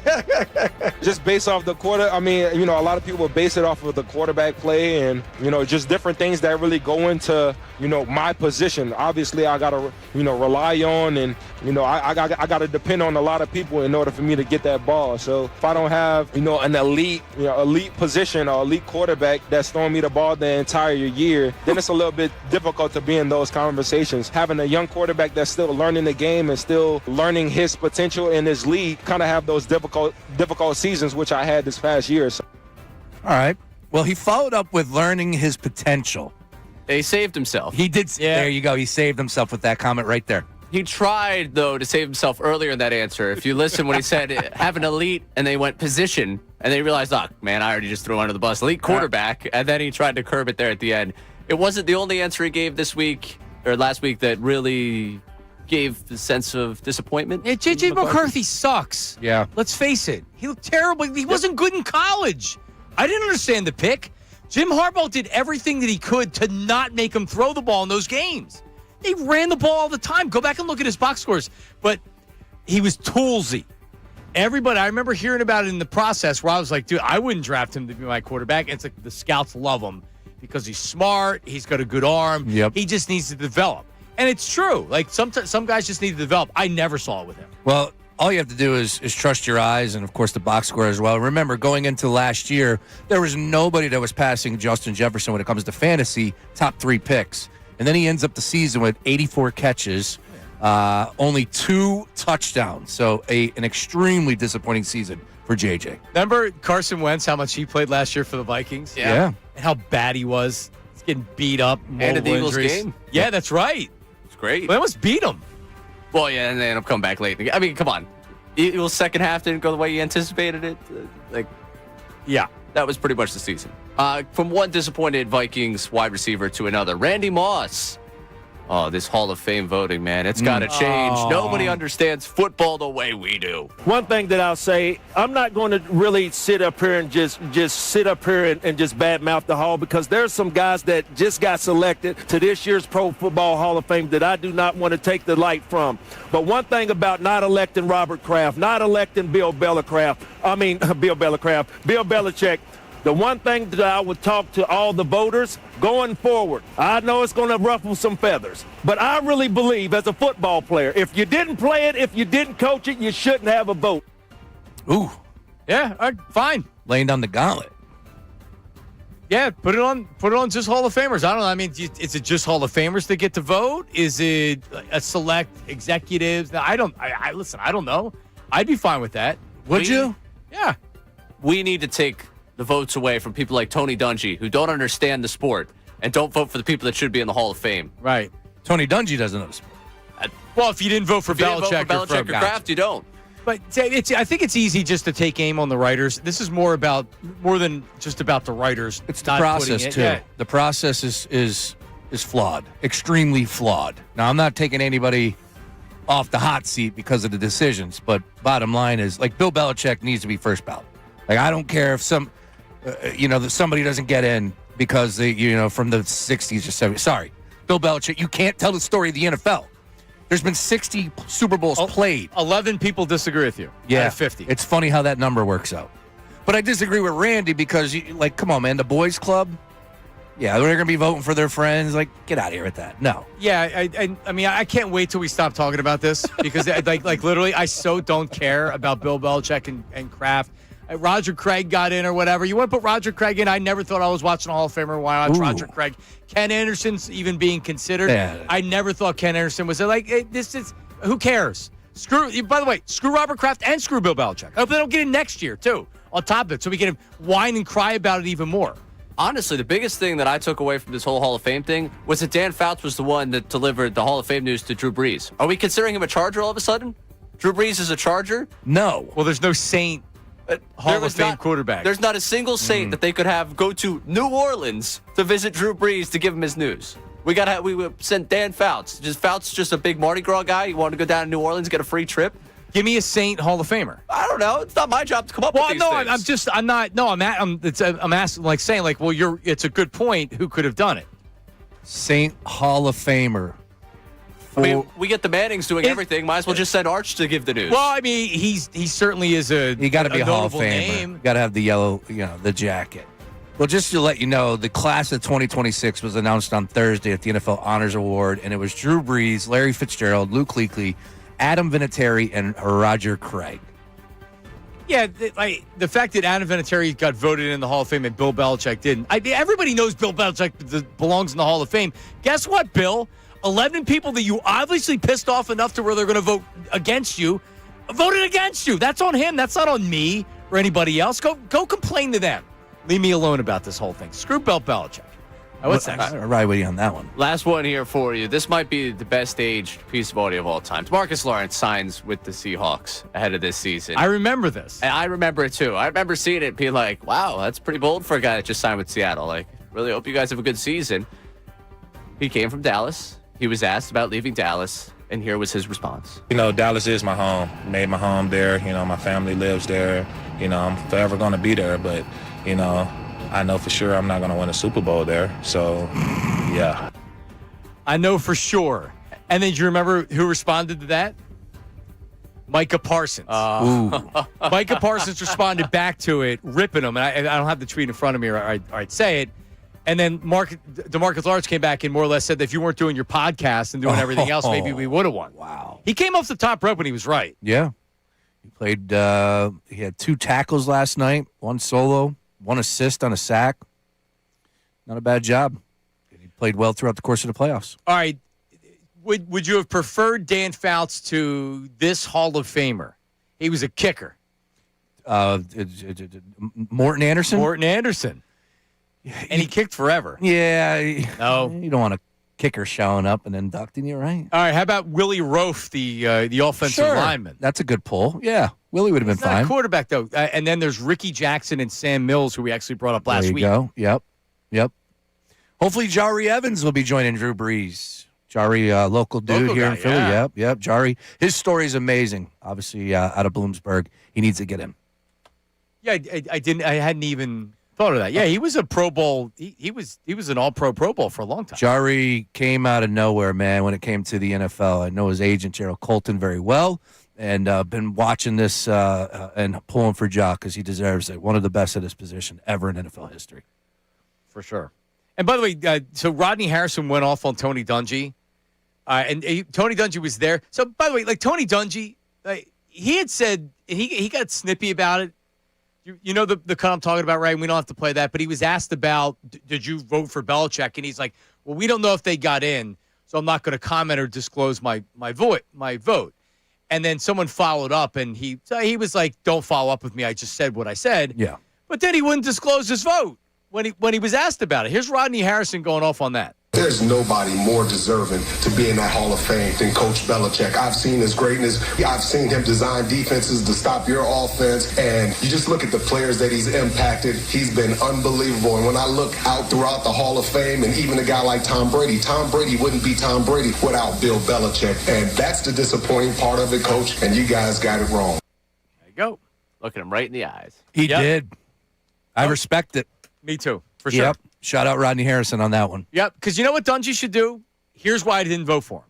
But he obviously voted for him and didn't vote for him, and he realized that this makes me look really petty and bad. Yes, it does. Point blank, 11 people did not vote for him. Due to math, that's the exact number that was needed for him to miss being a first ballot Hall of Famer. Gee, I wonder how that worked. Yeah. Politics. Coincidence or coordination, There you Sean go. Brace? I like that. Coordination. By the way, John Kincade saying that you got ripped off on $25 a month for the Inquirer. He said you should be paying $1 a month. I forget what it was. Hopefully I'm right. I did. So it was around the summertime. I don't think I was reading. I'm like, man, I need to cancel it. And they made me jump through hoops. And I don't want to rip the Inquirer because it's our paper. And they do a great job even outside of the sports world. No BS. I believe that. I know you're big into the business news and the arts and entertainment. I read about what's going on in my neighborhood. The comics. Yeah, the comics. I'm sure. Man About Town. Where you going? I look at it every day. You know, it's one of my samplings. It's appointment. I go to the Athletic. I go to the Inquirer. I go to CBS Sports. Can I have your Athletic password? Yes, I'm not. Yes, you can. I You can have refuse to that. subscribe to anything more. All right.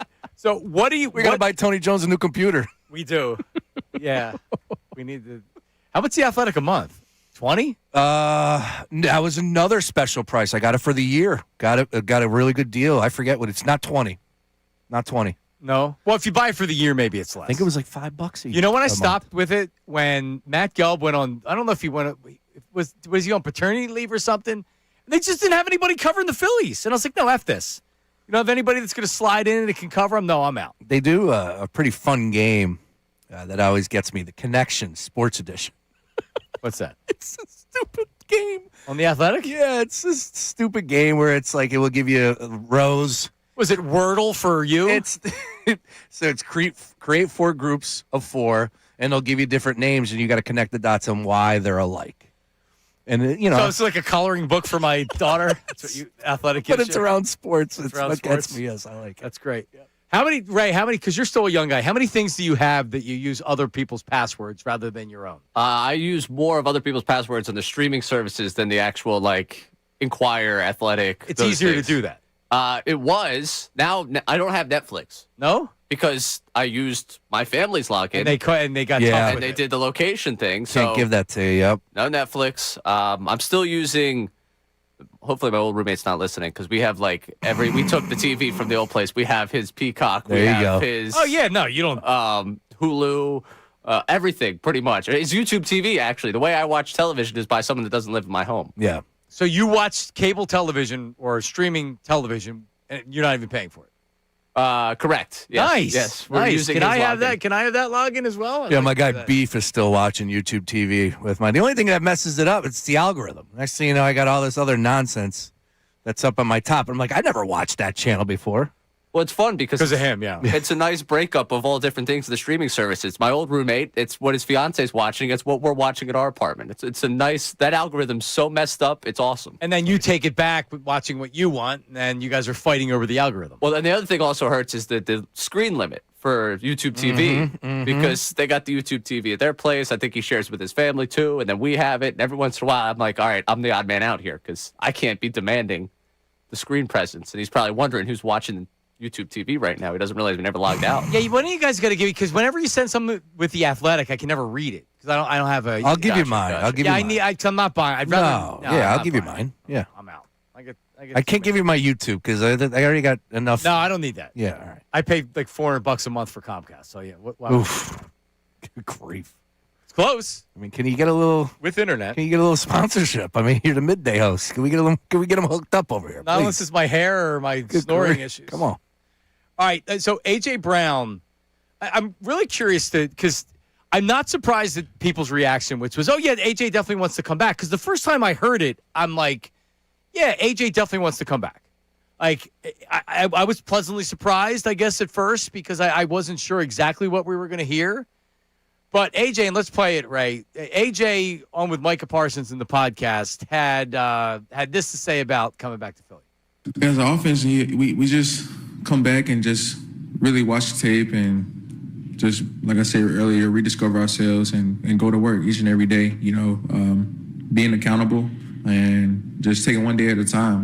We have great leaders in our locker room. I'm fortunate to be a part of that, especially on offense. And we do have a lot of talent, but talent gets us nowhere. Facts. So it's all about being detailed and being disciplined. Is there excitement with some of the new coaches y'all got in? Yeah.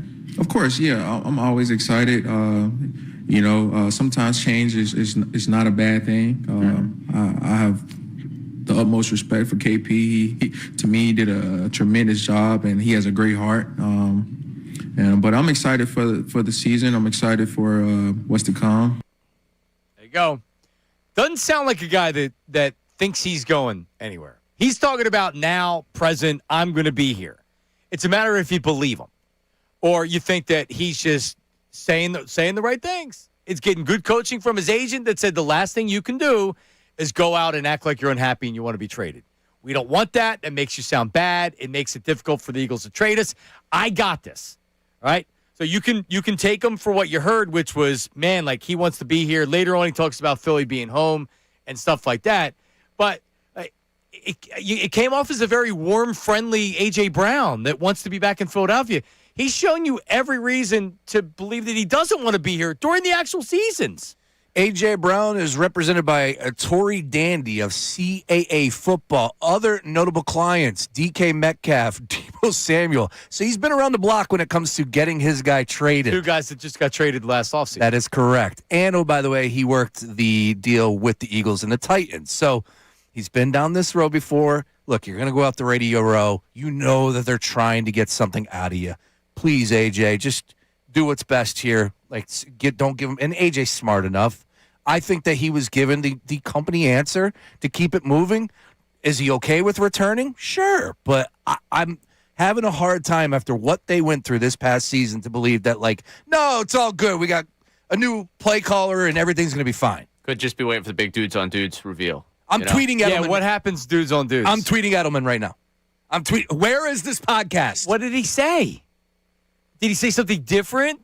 We'll be able to dissect what he says about the Eagles in Dudes on Dudes podcast. Where is this podcast, Edelman? Oh, by the way, I DM'd AJ Brown to an Instagram. I said, hey, we're live if you want to come on. Come on.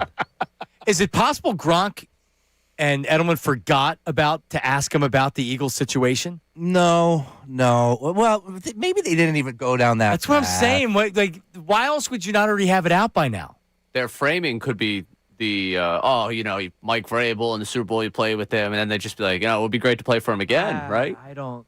So it's a New England, it's a New England audience. It feels like you're doing a disservice to them not to ask that. If you chop up that cut, there's a ton of cliches. Oh, yeah. And you could say going in like, all right, I'm gonna do this, and this. AJ is very smart. He did not speak after the season was over. He has calmed down. This is kind of his MO. Or as a lot of people are hearing, he's kind of saying, here's my cell that I want to come back. Like, I sound like I want to come back. I actually want to come back. I've now calmed down. So he very easily could have calmed down after the season, and then he's saying to himself, like, all right, like, things are good. New offense will be fine. And then the minute the season starts, he'll be mad again. But I don't know. As the Photoshops are hitting the timeline. Yeah, If I'm a Patriot fan today, I am going crazy for my team to get A.J. Brown. This might actually be the perfect time to trade him. You're selling high. Are you going to be able to get this? If you trade A.J. Brown, he's making a lot of money. All right? You have Devontae Smith. Now is maybe the time that you draft a younger receiver. You bring in another veteran. You get a first-round draft pick for him. Like, A.J. Brown's A.J. Brown. If I'm the Patriots, I'm trading a first-round draft pick for him. If I'm the Bills, I'm trading a first-round draft pick for him. Is there another receiver that's in a similar situation that A.J. was when he was with the Titans? Remember, they didn't want to pay him. He proved his worth. You know how good he is. Is there a receiver out there that a team isn't going to pay him that has potential? We got to dig a little bit. All right, dig. All right, coming up. I'm digging. How about some Phillies talk? We have went overboard on our criticism on one of the returners from this season. And I'm ready to be here. I'm ready to be the voice of reason of 97.5 The Fanatic. That is coming up next. Pitchers and catchers tomorrow. Is it tomorrow? Right? Oh, yeah. You know what I'm hearing right now? Or is it a day and a half? I think Wednesday. Yeah, Wednesday. It's Wednesday. How about the truck? It took like 6 days for the truck to get down there. Yo, Phillies, if you need a truck driver, I'll cut it down in 3. I promise you that. That truck stopped in South Carolina for a reason. I don't know. Anyways, I can't wait to hear those cleats walking on the cement. It's good sound. It's baseball season, boy. Smell that grass. I smell that in the city all the time. Anytime I go to the city. Great That smell. skunk is following you around. That's coming up next. Middays with Marks. Now on 97.5 The Fanatic Sports Update. Super Bowl Sundays in the past. I'm Ray Dunn with this Fanatic Sports Update. The Super Bowl was yesterday. It might not have been the cleanest of football, but it is the end of football. The Seahawks winning 29-13 over the Patriots. Kenneth Walker, your Super Bowl MVP. Patriots offense looked like it needed a boost, and something that we've heard all along the way about what they might want to do in terms of boosting that offense is trying to trade for wide receiver A.J. Brown of the Philadelphia Eagles, who played under Mike Vrabel in Tennessee. Mike Garafolo on NFL Network giving an update on the situation with A.J. Brown. Everyone says that A.J. Brown right now is in a good space, and just in my talking to him briefly, I got the sense that he was much more at peace and much more calm about things. Maybe AJ isn't on the move. We'll have plenty of conversation about that coming up in the next couple of weeks. The Sixers won again this weekend, beating the Suns 109-103. Joel Embiid had 33 points to the win. They return to action tonight in Portland against the Trailblazers. That game at 10 o'clock tonight. Pre-game coverage beginning at 9:50. This update's brought to you by AutoZone. Get in the zone. It's time to say goodnight to that check engine light with the free AutoZone Fix Finder service. Help troubleshoot the likely cause of your light for free. Restrictions apply. Get in the zone. AutoZone. I'm Ray Dunn, your home for the Sixers, Flyers, best birds talk in town. 97.5 The Fanatic and the Fanatic app.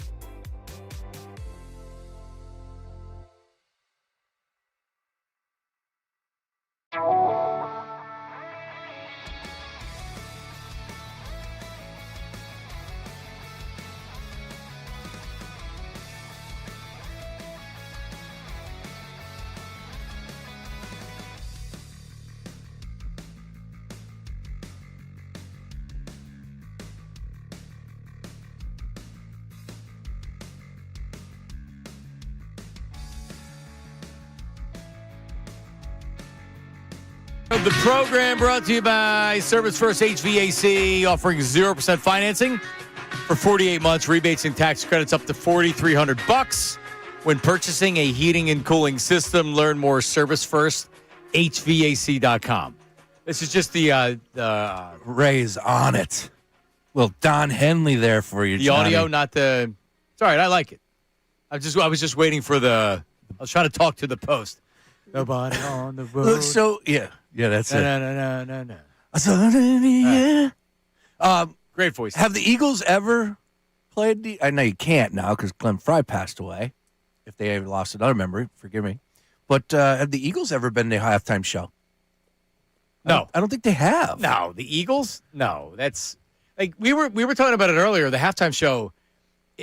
1999. I was looking at something. Ray, in 1999, they had the WWE. I don't know what channel it was on. It was the WWF then. They had The Rock against Mick Foley or Mankind at the time.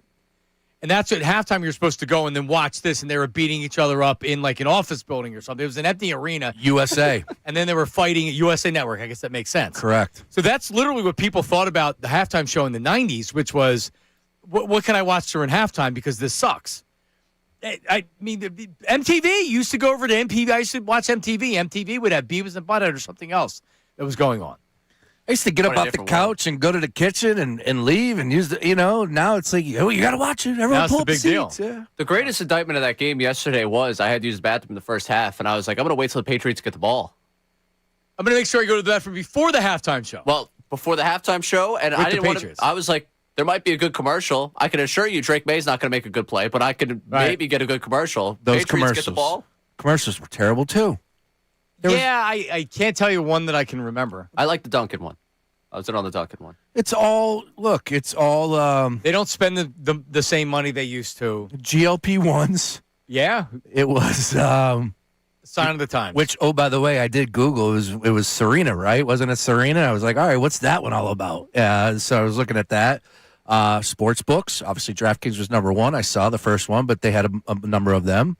Yep. Crypto, I want to say, was on there in some capacity. Need the crypto. AI. AI. Crypto wasn't on there. It was AI. I forget. No crypto? I don't believe so. Maybe not. I thought I read something about it, but definitely AI. You're right about that. All right. So Wednesday, pitchers and catchers. We're there. I'm sure a lot of the Phillies, Sean, are already down in Clearwater and already like working out before the official start to spring training. So I'm like a lot of Phillies fans, I was really annoyed with how the season ended. Dave Dombrowski after the season, and then really the lack of aggression in going into free agency.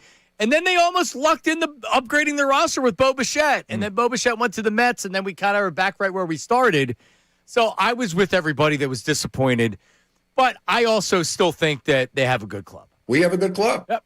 They have a good club. So I've come down from being really pissed, and now I'm kind of like, all right, make it to the trade deadline. You can improve the lineup a little bit or whatever. But one thing in particular, and I believe, Ray, when we did the stay or go, I said Alec Boehm out. And I felt that way then, but it's not then anymore. It's now. He's with the team. He's not going anywhere. Aiden Miller's not starting at third base, no matter whoever wants to believe that he's going to be the third base starter. Alec Boehm is your third baseman, all right? And you could do a lot worse than Alec Boehm. He shouldn't be a cleanup hitter. He's not going to hit 25, 30 home runs. He's not going to drive 130 runs in. He's not going to bat 330. But unfortunately, he's miscast when he hits behind Bryce Harper as your cleanup hitter because that's not what he is. He's the guy that should be hitting fifth or sixth. He's an above-average third baseman. The glove's fine.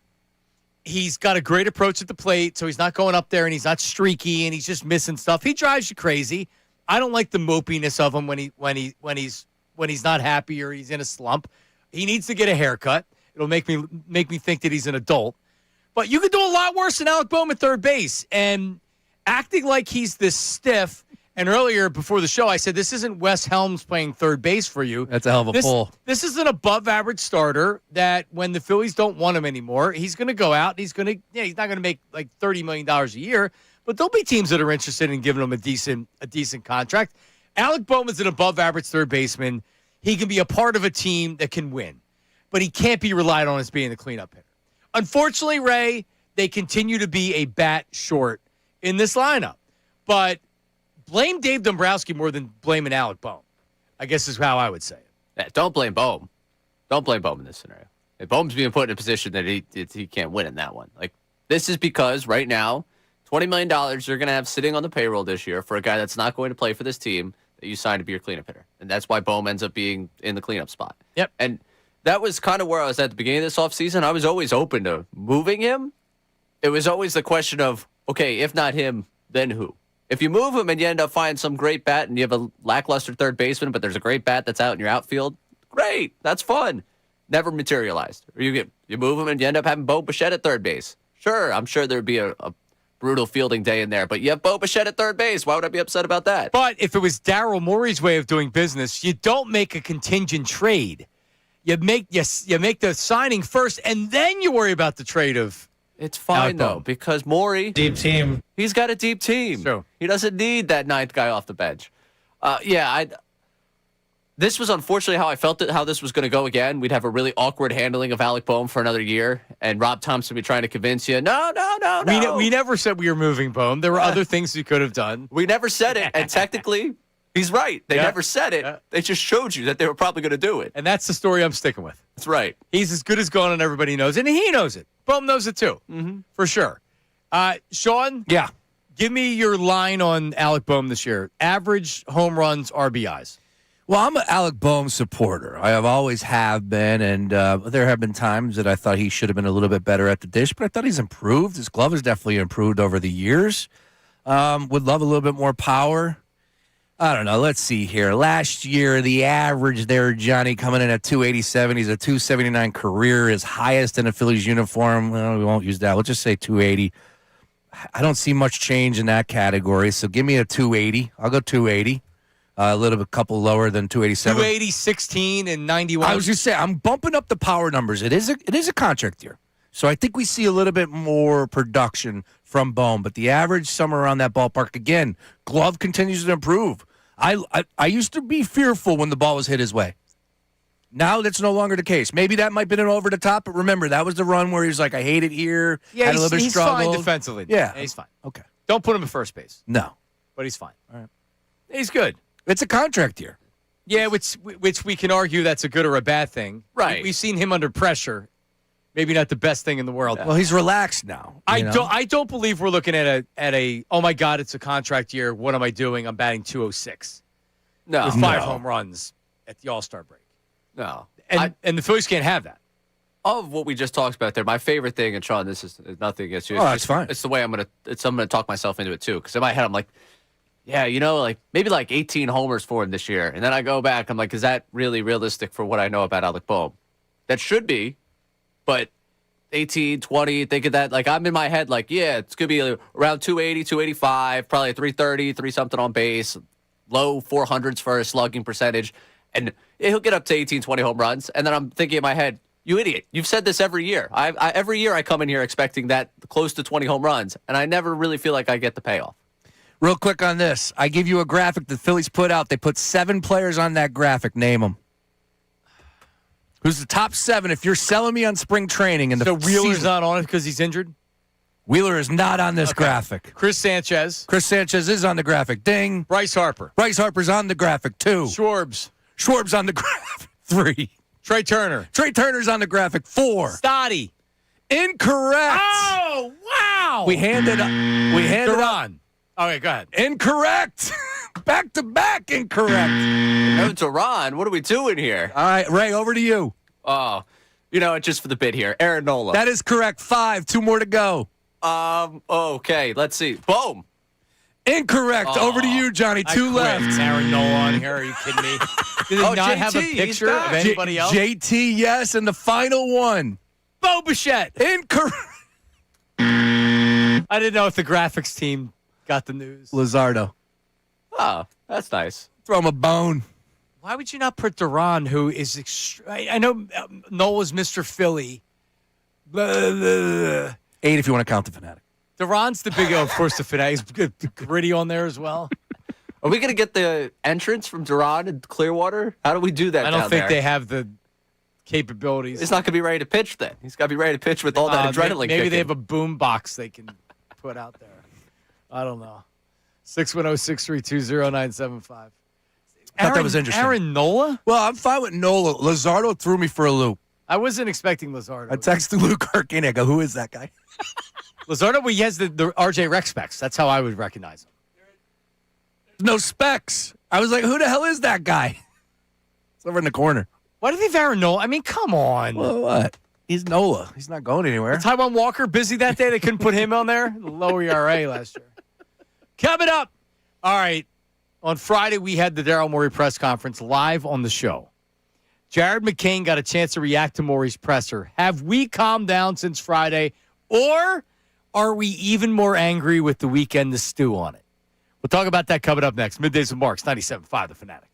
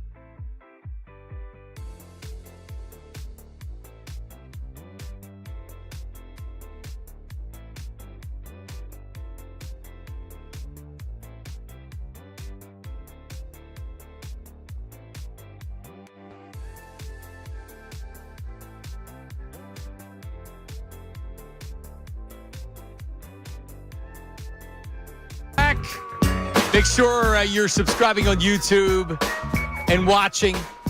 What was the reaction? I guess we're going to find out the reaction to my hair in the YouTube chat. People probably less than forgiving Oh, of it. what, over there in the chat? No, that's an understanding bunch. Well, so it's not just the live shows, because you can go back and watch it on demand, but also a lot of off-air stuff that we do. And also, like if you missed Brad Lidge, we had Brad Lidge on last week. It was good. Who was awesome.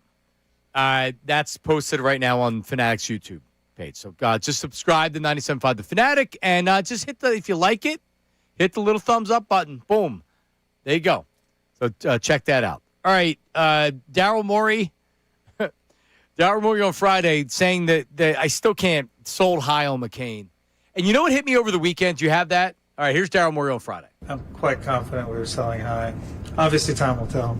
The only other high point, and we weren't looking to sell, I'll be frank. Like, teams came to us with aggressive offers for him, and you could say, yeah, that's because he's a good player. I agree with that. We thought this return was above, for the future value for our franchise, what we could get. So the only higher point would have been during his run last season. But otherwise, we feel like we did time this well. So Daryl Morey said that the idea was that even though everybody knew going in that they had to get below a certain salary to avoid paying millions of dollars in luxury tax, which they just so happened to do, and they got what a lot of people consider a low return for a nice young player. When I listen to him, I hear a guy that sounds like he actually thinks they got a good return for him. I don't know. It doesn't make sense. I don't think they do. But I was reading it, so I started Googling, trade grades Jared McCain. Yep. We shared one on the air that said it was all about the luxury tax. And then I read a bunch of other ones that actually said that it was a good return for McCain. I don't know. I still don't think it was. No, I did the same thing like that night because I was heated, and I'm still heated over it. And I saw some people that were like, yeah, this isn't that bad of a move. I'm like, for who?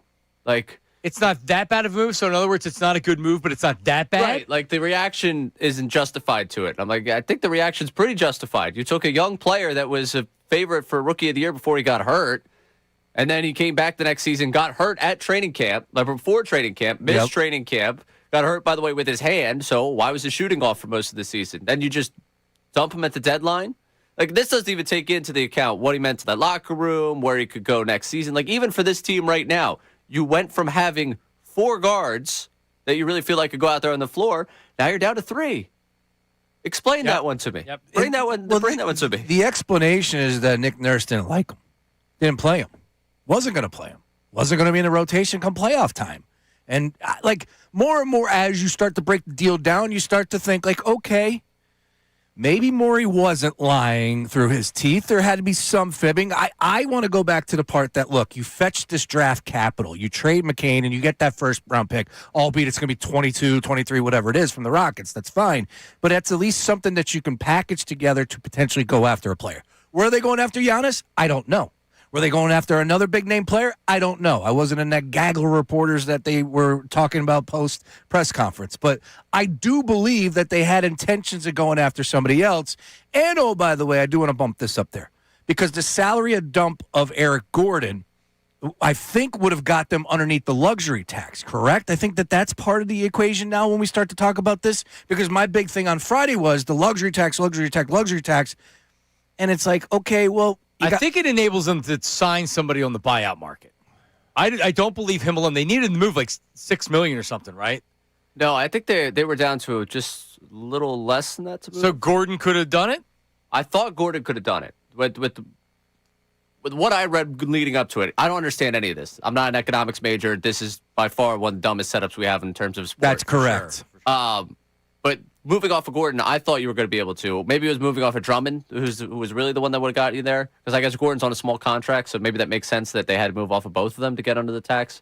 I was so blinded by rage, I'll be honest with you. I think a lot of my economics understanding was lost. This guy Steph Curry? I'm with you. I didn't want to trade him either, but the rage? Yeah, I am. Because what is the point? The point is to win. The point is to He wasn't going to play, though. He was just in the rotation. How do we know? He was just getting minutes over Grimes. Like, that's the thing. And even if he wasn't going to play this year, he's a building block for the future. Now you're going to tell me, okay, the guy at 23, at 24 you're going to get, you just assume is going to end up being as good as McCain? Like, that's the thing. to me, it's all right. If we're building something, build it. Like you just sold. We're talking about, could they be a contender to the East? And the only move they made was to subtract from a potential rotation. And that's where I went this weekend, which was all right. I watched some Morey stuff again, and I saw a bunch of clips on Twitter, and I'm like, you know what? He actually doesn't seem like he's lying. It seems like he actually does believe that was a pretty good, that was a good get to trade Darren McCain. I still don't feel like that, but it didn't feel like he was totally lying through his teeth like I originally thought. But then that's where I went. It's like, this is the first time after last year and before that, it's been a rough stretch if you're a 76er fan. It really, really has. And they're playing well. And Embiid's playing at an MVP-type pace. Tyrese Maxey's a first NBA guy. Edgecombe looks like he's going to be a building block for years to come. You have a real rotation, and you could use you're going to get rid of McCain. You're telling me there's not a three-point shooter? They didn't add anybody. Like, of all the years to not be aggressive and go add somebody, they trade away McCain? They didn't add anybody. That's where I come back to. You're right. And, if we're going to talk about, like, hey, the salary was the salary, whatever, I guess this comes back to the 76ers not being cheap, right? But more so that Daryl Morey wasn't the best general manager? I don't know, man. The explanation of that, we made the trade because it was too good a value, and then we were going to use that to make another trade. Like, who does that? At the trade deadline, who makes two singular trades? Yeah, you got to connect. Come on, you got to parlay. And Daryl's been around the block. Yeah, come on. So I'm with you. I think the salary was the salary. They're not the only team. I think the Celtics did it as well because they were yelling about it up there. I saw in press row. Oh, yeah.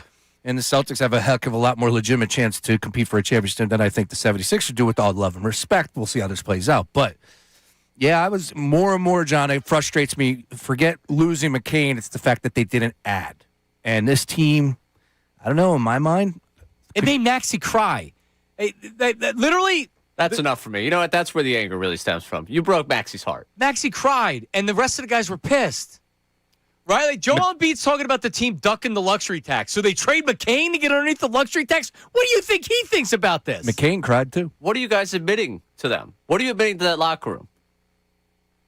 You're saying finances is more important than trying to take a run at something. Yeah, or hey, that's what you're saying. That's what you're being told.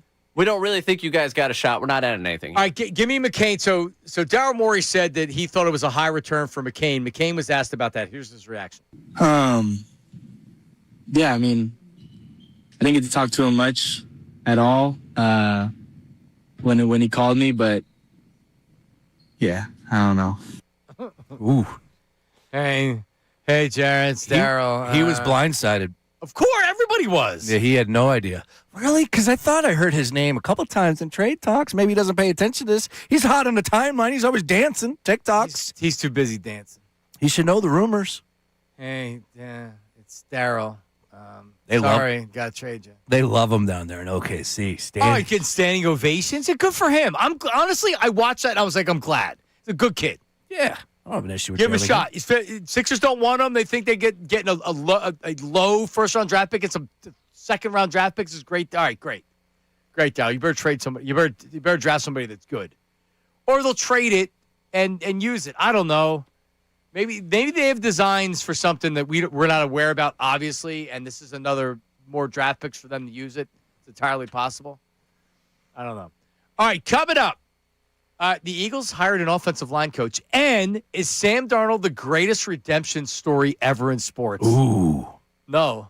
Juicy. That's coming up next. Middays with Marks, 97.5 The Fanatic.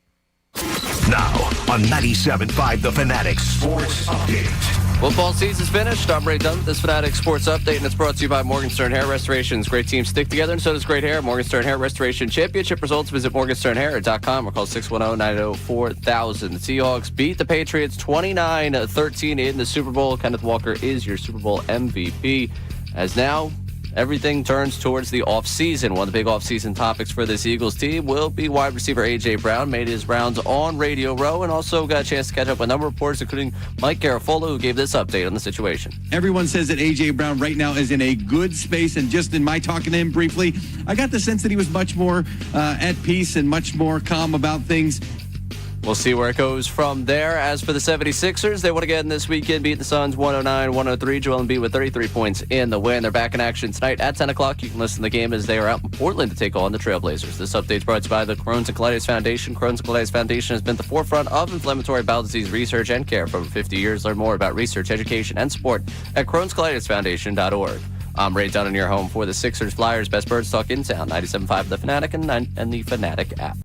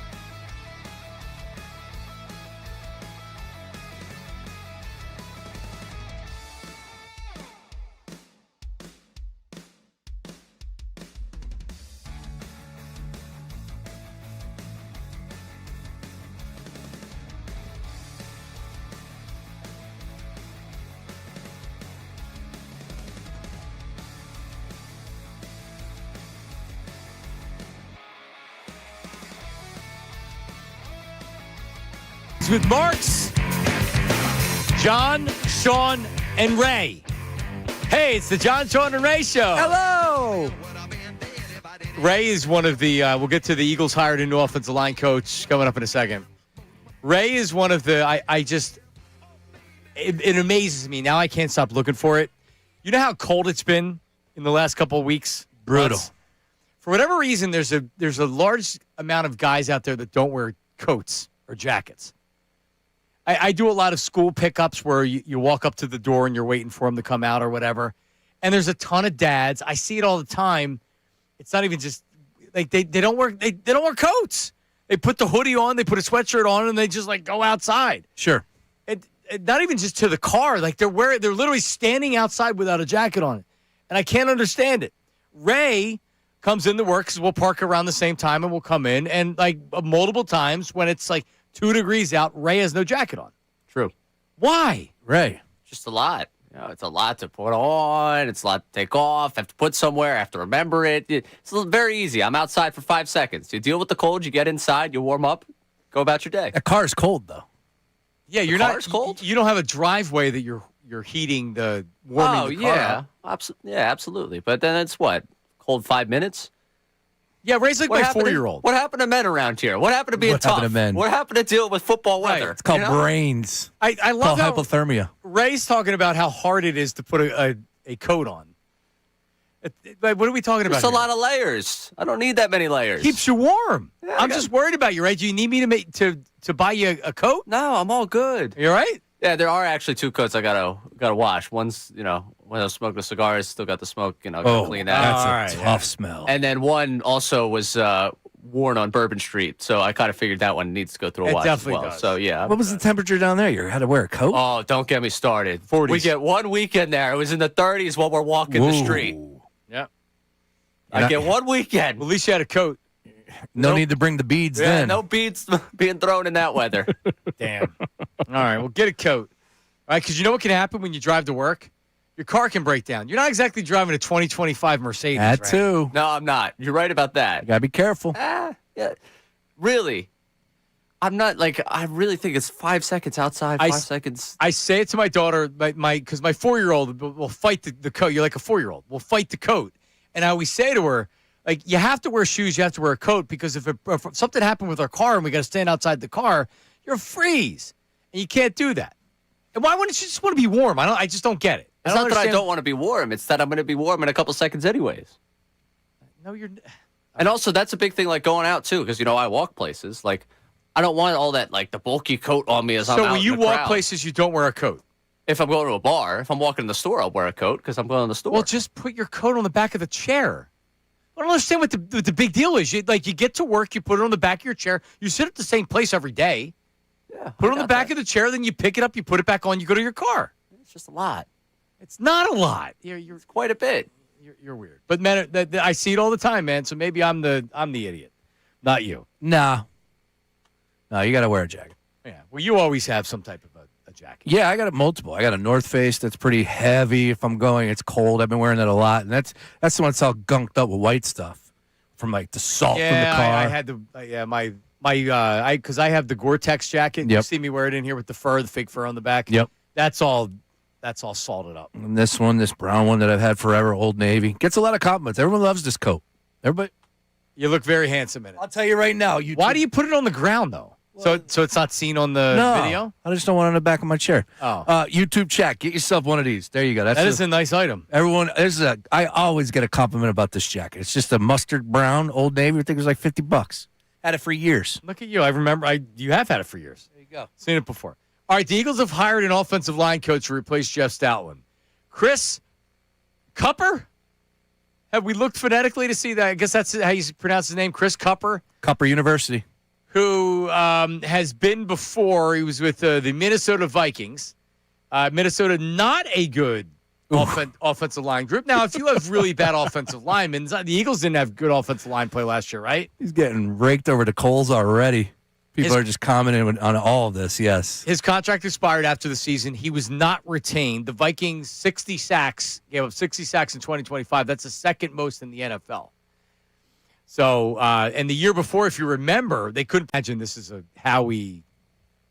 a Sean Mannion hire, for God's sakes. He was also on Fangio's staff in Miami at one point. Okay, there's the connection. There's some dots being connected here.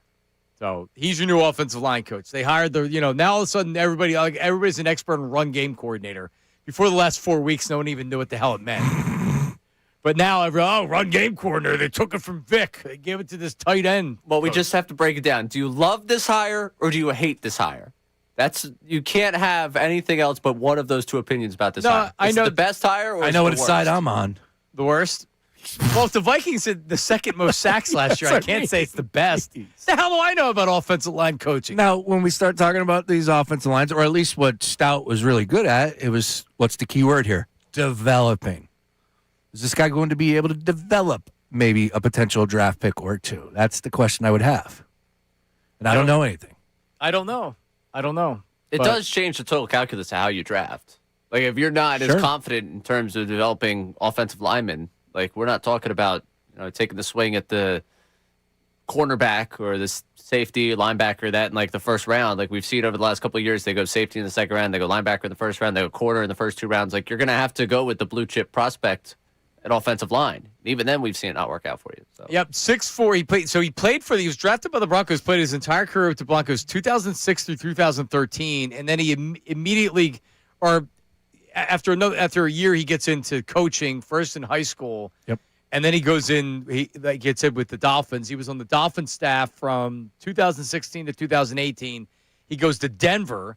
He's in Denver through 21, and then he was with his first offensive line head coaching job with the Vikings since 2022, and they let him walk.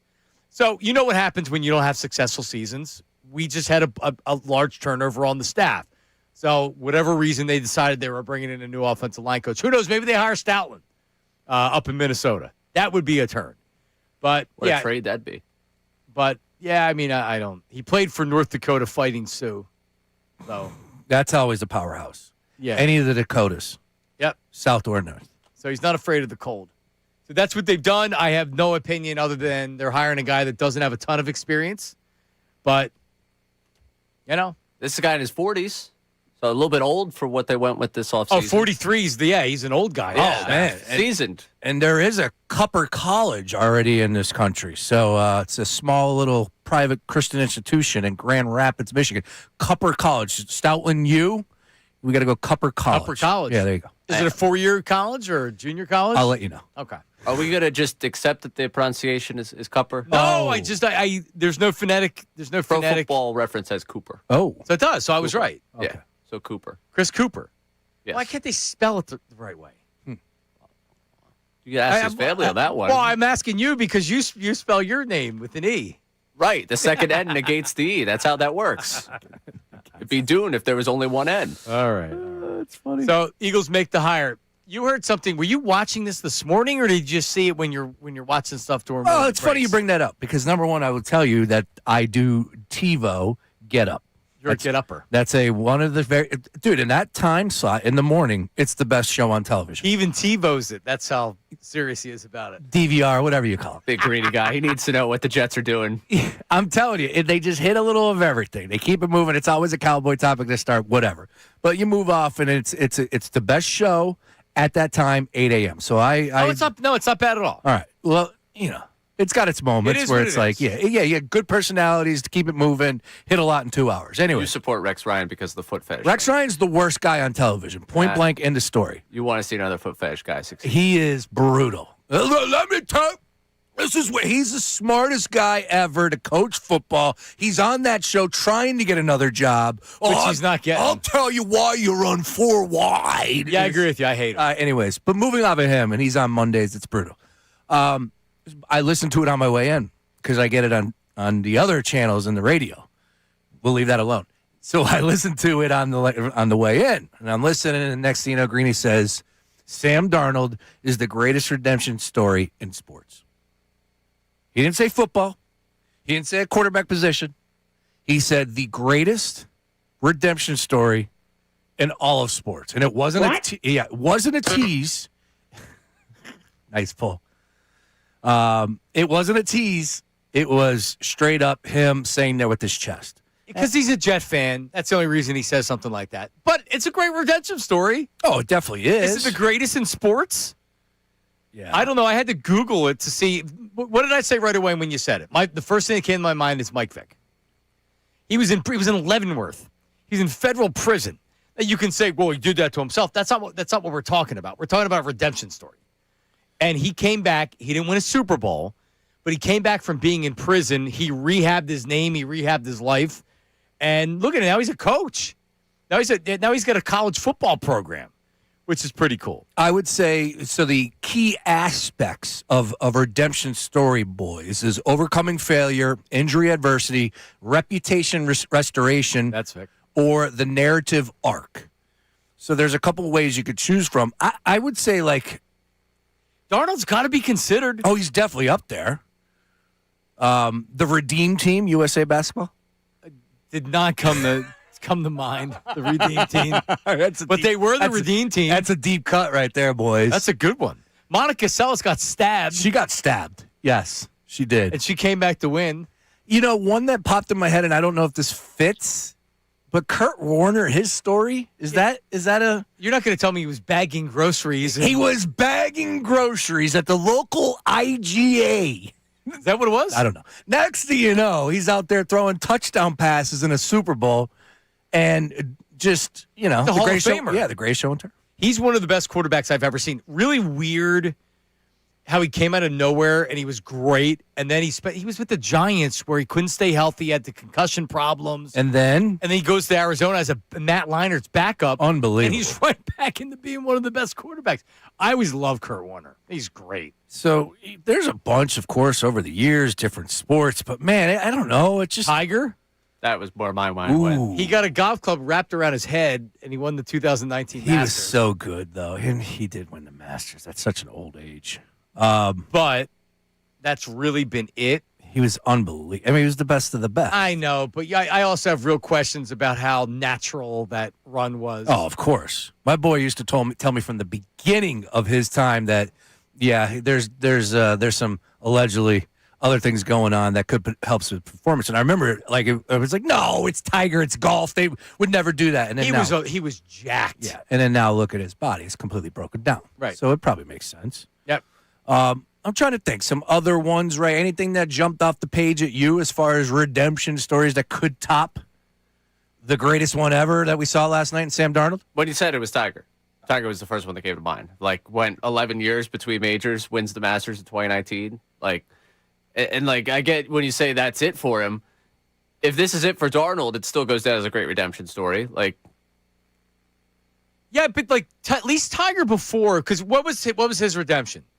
That he's a sex addict and he was banging the Perkins hostess and would take out an entire hotel. Good morning, and thank you for joining me. Right, that's right. He did that. I mean, I don't know. I like Sam Darnold. Legitimately, all of us has probably said it. That Sam Darnold's going to turn back into Sam Darnold. Look what he did with Minnesota. He turned into Sam Darnold. No one believed in him. Well, that's just kind of what happened with Tiger, where it was Tiger's not going to win another. You'll never see him win another major. Yeah. That was the prevailing conversation leading up to that. Yeah, I mean, not that I'm Golf Channel 24/7 and locked into what they're talking about with their sport, but felt like that was the conversation about once you get to the mid-2010s, he's never going to win another major. And if Darnold would have came out last night and been 23 of 30, 330 yards, and Darnold was 19 of 38. He didn't have a great game. He didn't hurt him with turnovers. He almost did.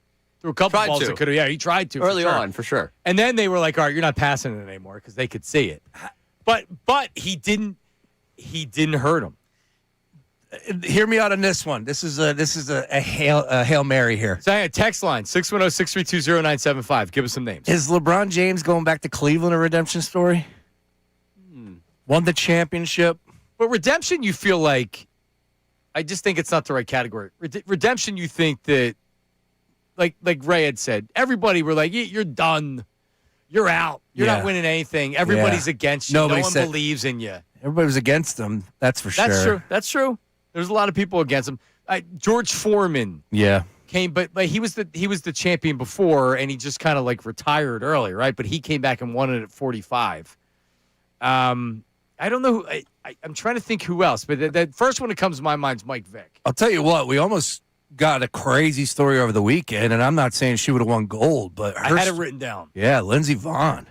Good God, that crash. Well, that's ridiculous. You know what I said to somebody? I feel terrible. Because hockey players have played with torn ACLs based on their injury and the skating motion. I guess you can short-term skate with it. Yeah. So I was asking, how come she can ski with an ACL injury? Wild. And it's all right, well, what could go wrong other than she just tears it even more? Well, she could break her leg and be airlifted off because she's airlifted. Dude, yeah, that was bad. That's insane. I mean, I was my stomach was emptying out just watching that helicopter go up. Well, thank God that's all it was. Yeah, and what? I'm a ski aficionado, but she got caught in the gate. That the ACL didn't go right. It was more along the lines of technique, and she was blazing down the mountain. She had torn ACL skiing in Those the Olympics. people are crazy. 41 years old. She knows it's her last Olympics. And going hog, yeah. You never think that's going to happen. Worst case scenario, you hurt your knee worse, and then you have to have surgery anyway. You're going to have anyway. Little do you expect she's going to break her leg, and you're wondering if she's alive after seeing the crash. And did you see who ended up taking gold? No. Her name is Breezy Johnson. You want to talk about somebody that's a skier? Perfect name. Breezy. Shout out. And she was crying.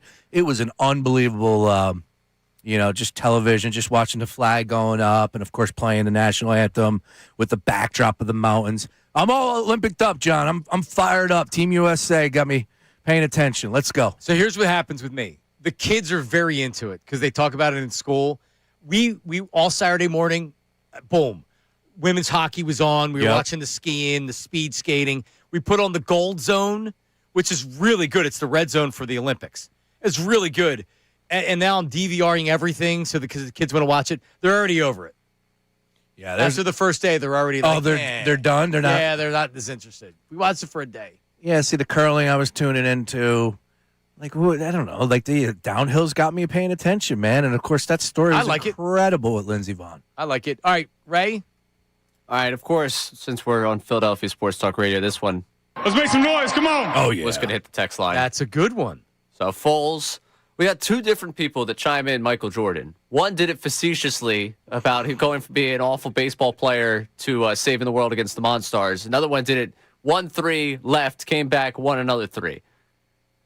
How do we feel about Michael Jordan in this left conversation? because allegedly there was some monkey business going on and he had to take a year off to play minor league baseball. Mm-hmm. Allegedly. And no, that does not count. Wow, how much things have changed. Now you got Giannis out there pushing Kalshi. Yeah, what's that? But yeah, Jordan. Yeah, you ridiculous. Bad luck. It's terrible. Terrible. Yeah, bad luck. Bernard Hopkins was another name that came up. B-Hop. He was in prison. Yeah. Yeah, that's a great one. I always love the story he tells about making grilled cheese in prison on some type of like a hot light, not even like a hot plate, but something that they made grilled cheese on in prison. No, B-Hop turned himself into one of the great boxers of his generation. Unbelievable. Love B-Hop. Just talking about Don McNabb right now. I can hear it. He hated Donovan. No, and it became too much. Yes. It became too much to where I'm like, no, I don't need to have. But remember, that was like 2010 Sports Talk. Let's get on B-Hop to rip Donovan. First thing, right to it. And Ray, if you were an 8th grader that had a podcast, Bernard Hopkins would come on with you if they had podcasts, and he would rip Donovan. He hated him. Why? Good. Because Donovan was soft. And guys like B-Hop sense the softness. B-Hop's nuts, yes. Right? Great dude, though. I remember I was doing a show on Main Street in Manayunk, and next thing I goes, that Bernard Hopkins? He comes right over, pulls up a chair, and did the 20 minutes, as you pointed out. Yeah, shouldn't be surprised. But did 20 minutes with me. Yeah, B-Hop's awesome. I got an under-the-radar redemption story. Google me. Mike Miss. Oh, we know the Missinelli. story where he has the altercation at WIP, and then he comes here to the Fanatic, and boom. Takes over, and the takes rest. the station on a new heights. And oh, by the way, as we go FM here, because of the success that Mike Missinelli had with you as a producer, next thing you know, it knocked off a legacy station on a different dial on YSP. There you go. No, it totally changed radio in Philadelphia. People don't ever connect the dots on that enough. Let's put it that way. They don't connect the dots on that enough. Yep.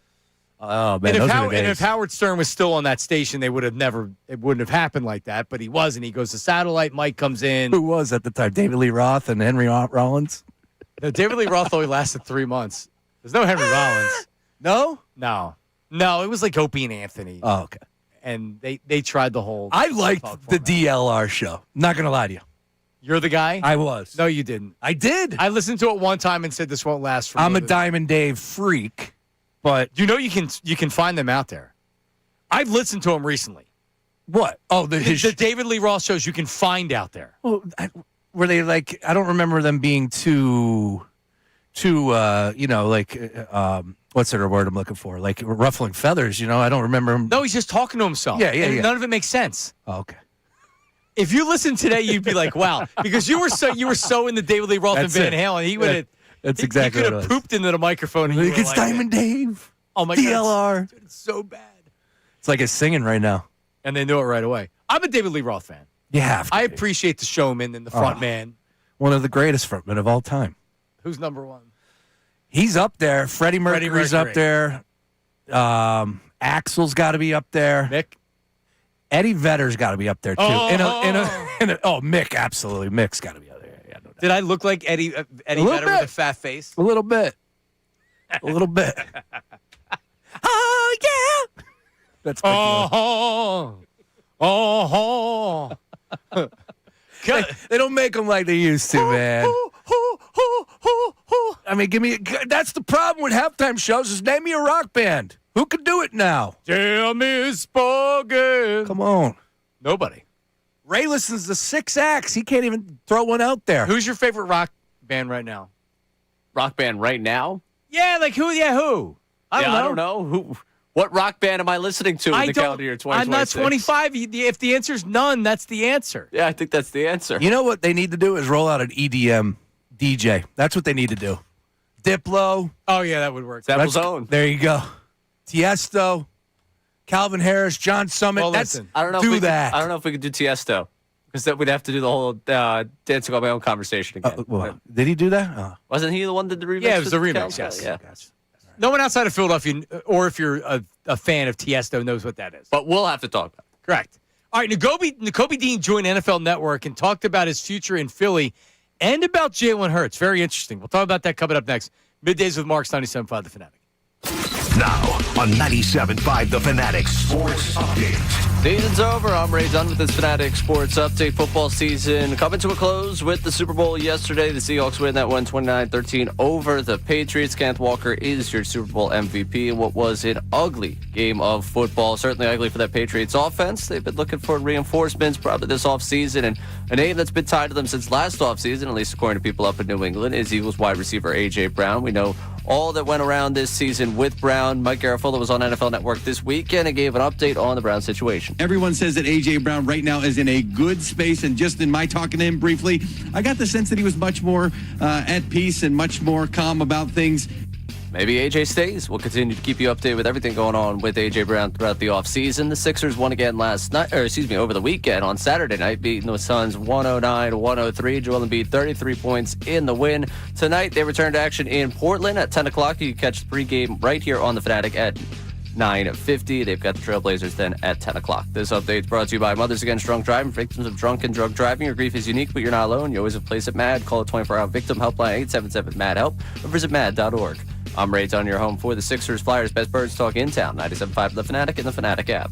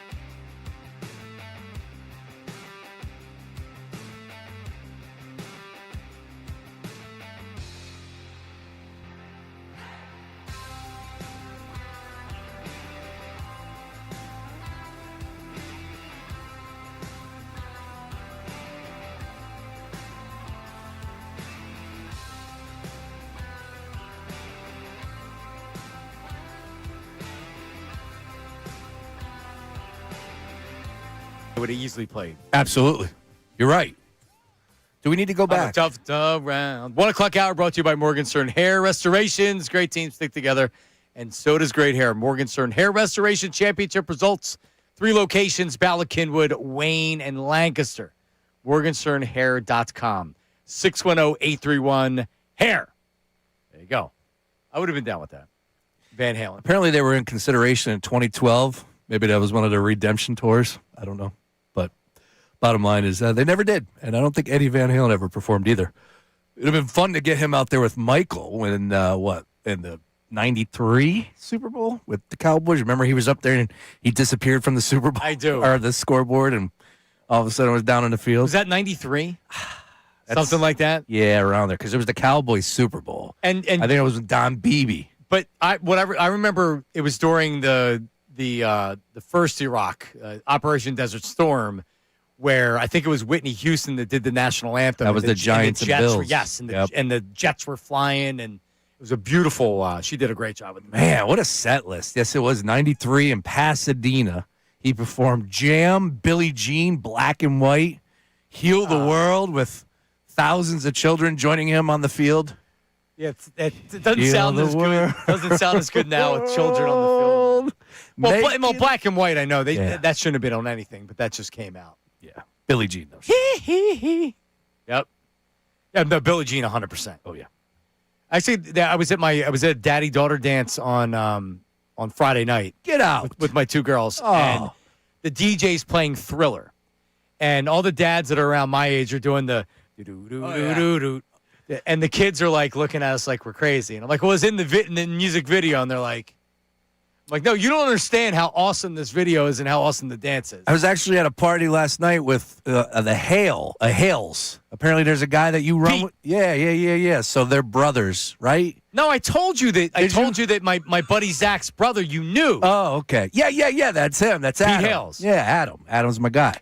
Good dude. Great family. Joanna, Adam, 3 kids. There you go. They're running around chasing each other yesterday. Good stuff. There you go. Inside baseball there for you. Go Greg. figure. Sean was at a party last night. I'm shocked. Yeah. I was going to say it, and then I was like, you know what? It's the Super Bowl. I'll give him credit. Oh, come on. It's the Super Bowl. If you don't go out for the Super Bowl, what are you doing? All right, so I'm going to ask a question before you answer. Do you believe his wife, that Kelly Brace, was with Sean last night at this party? Yes or no? This is a loaded question. I don't think she was there. I don't know the answer to it. I don't think she was either. Sean? She was. No! Yeah. And the kids? And the kids. So it was a kid-friendly event. Yeah, kid-friendly event. Oh, there was 20 of them running around, chasing each other up and down. And How long did you stay? We left after halftime. Okay. Yeah, we were there probably about like 3:30 to right after halftime. Okay. Yeah, it was good. Snoozing. Kids were up late, man. Kendall was struggling this morning. Big day at kindergarten. I'm like, come on, man. Work hard, play hard. Let's go. Nah, they believe me. It's like when they're grumpy when they wake up after not getting enough sleep. We're the same way. We just don't realize it. She got a cup of coffee and got on her way. Yeah. Like Ray was out partying late last night down at Caesars.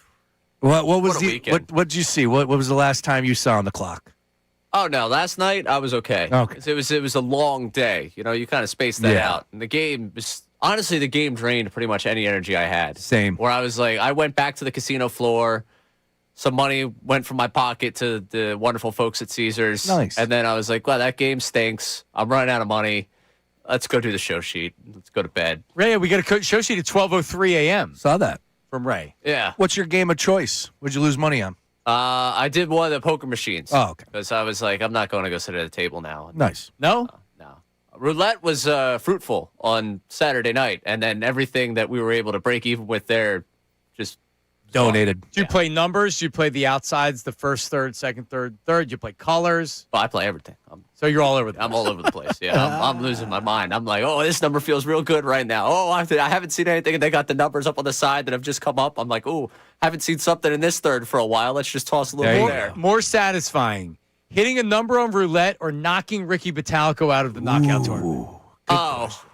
It's got to be. It's easily got to be knocking Ricky out. Oh, for sure. really? Yeah. That number is hard to do. Yeah, I get that, but it's a payout. I also can't get a video of that. That was the other thing. I nearly got us in trouble yesterday before the broadcast. Like, you're videoing? Security came up to us. So I wanted to do a little promotion. Like, hey, we're here. Like, We're going to have the broadcast inside of here coming up. Now, I'm not thinking, hey, I'm on a casino floor. Very much illegal to take any sort of video or photography. You're lucky they didn't hit you. I'm lucky they didn't throw us out. Security guy came hustling on over to us. Hey, no. Say, whoa, my bad, man. Just trying to promote a show here. That's why I got the escalator video. Me just like going up the escalator. That's Rain Man. Yeah, you did look like Rain Man. Rayman. All right, there you go. By the way, Sean had the idea of taking the picture of you knocking Ricky out of the tournament and putting him on T-shirts, and the day of the knockout tournament showing up in them. But then we had said, would he be able to handle that? Yeah, I'm not trying to get on Ricky's bad side. Seems like he likes me. Maybe probably a little late for that. Yeah. I would imagine if you had this idea we've now put out on the air, you're probably on his bad side already. They're not listening. They're not listening back there. They're getting ready for the show. Yeah. So, all right. He's not listening. I'm sure no one's going to repeat this back to him just to get him upset. That's not how this place works at all. Would have been funny. Well, we got to go in the knockout tournament as a team. This is a united front. Yeah, of course. Right? I mean, if one of us wins, that's good for business. Right? You knock out Ricky again, that's even better for business. Yeah, obviously. I mean, Bill, technically I was on the show with him last year, and he won, and I didn't feel much joy. Okay. So, I'll be on your guys' side this time. Yeah, I'm not. No, I like it. This show needs to win. That's what I'm saying. I'm putting pressure on you two. What? All right. Well, if I don't do it, you guys got to pick me up, and vice versa. So now I shouldn't probably knock Nate out then, because he's a part of the show. Nate and Dutz are also a part of it. Yeah. So all right. So no longer knocking Nate out. Well, he's you can. Lucky. You can. Oh yeah. They're less important in the strategy. Sorry, Nate. It's good for content. Sorry, Nate. Just kidding. All right, give me a little Nakobe Dean talking about his future in Philadelphia. I hope so. I know it's a business, though. I know it's a business, but I do hope to be back in Philadelphia. I'm pretty sure the team know that. The fans know that. If you don't, and you know it now, I hope to be back in Philly. Nakobe, I love you, and I know you want to come back, and I wish there was a way to make it happen. It seems like it's a numbers game. You don't use a first-round draft pick on a guy that shows promise, and then you just sit him to sign another linebacker to a big free agent contract. I'm interested why he's out there at Radio Row. I didn't see any product tied to him. I didn't see him promoting anything. This reason. I think this is it. I think he is going on the Let's Keep the Bulldogs Together tour. He also needs, because he needs to get a little bit better in the media as well. He's a free agent. He's a soft-spoken guy. Like, love him. He apparently is quoted by a writer for the Denver Broncos. Denver Post Luca Evans at a pre-Super Bowl 60 party said, talked to Nakobe Dean today, Radio Row. He said he likes, quote, watching the Broncos defense. He's about to hit free agency. He's made it clear that he wants to stay in Philadelphia, but asked him if there's interest in Denver. Quote, yeah, if everything checks out, for sure. There you go. Exactly if right. Everything checks. Yeah, he's a free agent. That money comes to him. Get that money. Nakobe's talking about Jalen Hurts. He's a winner. I mean, come on now. You talk about a guy who he's had 4 or 5 different coordinators in the last 5 years, and he's still been able to win over 11 games in each of those seasons. So it's like what are we talking about? He gets criticized so much, way more criticism than other quarterbacks who they call elite around the league. But I mean, nobody have any more winnability. Like I don't even know if that's a word, but nobody got more winnability than Jalen Hurts. Love it. Hey, he's not wrong with the criticism of all the other guys around the league. Justin Herbert loses, like, oh, poor Justin, and his offensive line did stink. But still, everybody else has got building excuses. Oh, Josh is crying. Oh, my God. I feel so bad for him. Jalen's a Super Bowl MVP, and, yeah, I know he wasn't great last year. Is it wrong that I didn't know if winnability was an actual word? No, it's not something you hear a lot. Is it a word? Yeah. Yeah, it's a win. Winnability. Winnability. Nobody's got more of it than Hurts. That's true. Is that true? According to Dean, it is. He's a winner. What, in Philadelphia? Is he number 1 seed winnability? I don't know. That's a good question. Who beats him? Nick Sirianni? He's got winnability. Oh, I mean, well, they were attached at the hip. So if you're giving it to Sirianni, you got to give it to Jalen. I'm the smartest coach in the world. And that's in my notes. All right, coming up, the YouTube chat recap, and we have some Twitter poll results from the question we were asking, and we'll discuss that coming up next. Middays with Marks, 97.5 The Fanatic. The Fanatic's Andrew DeCecco.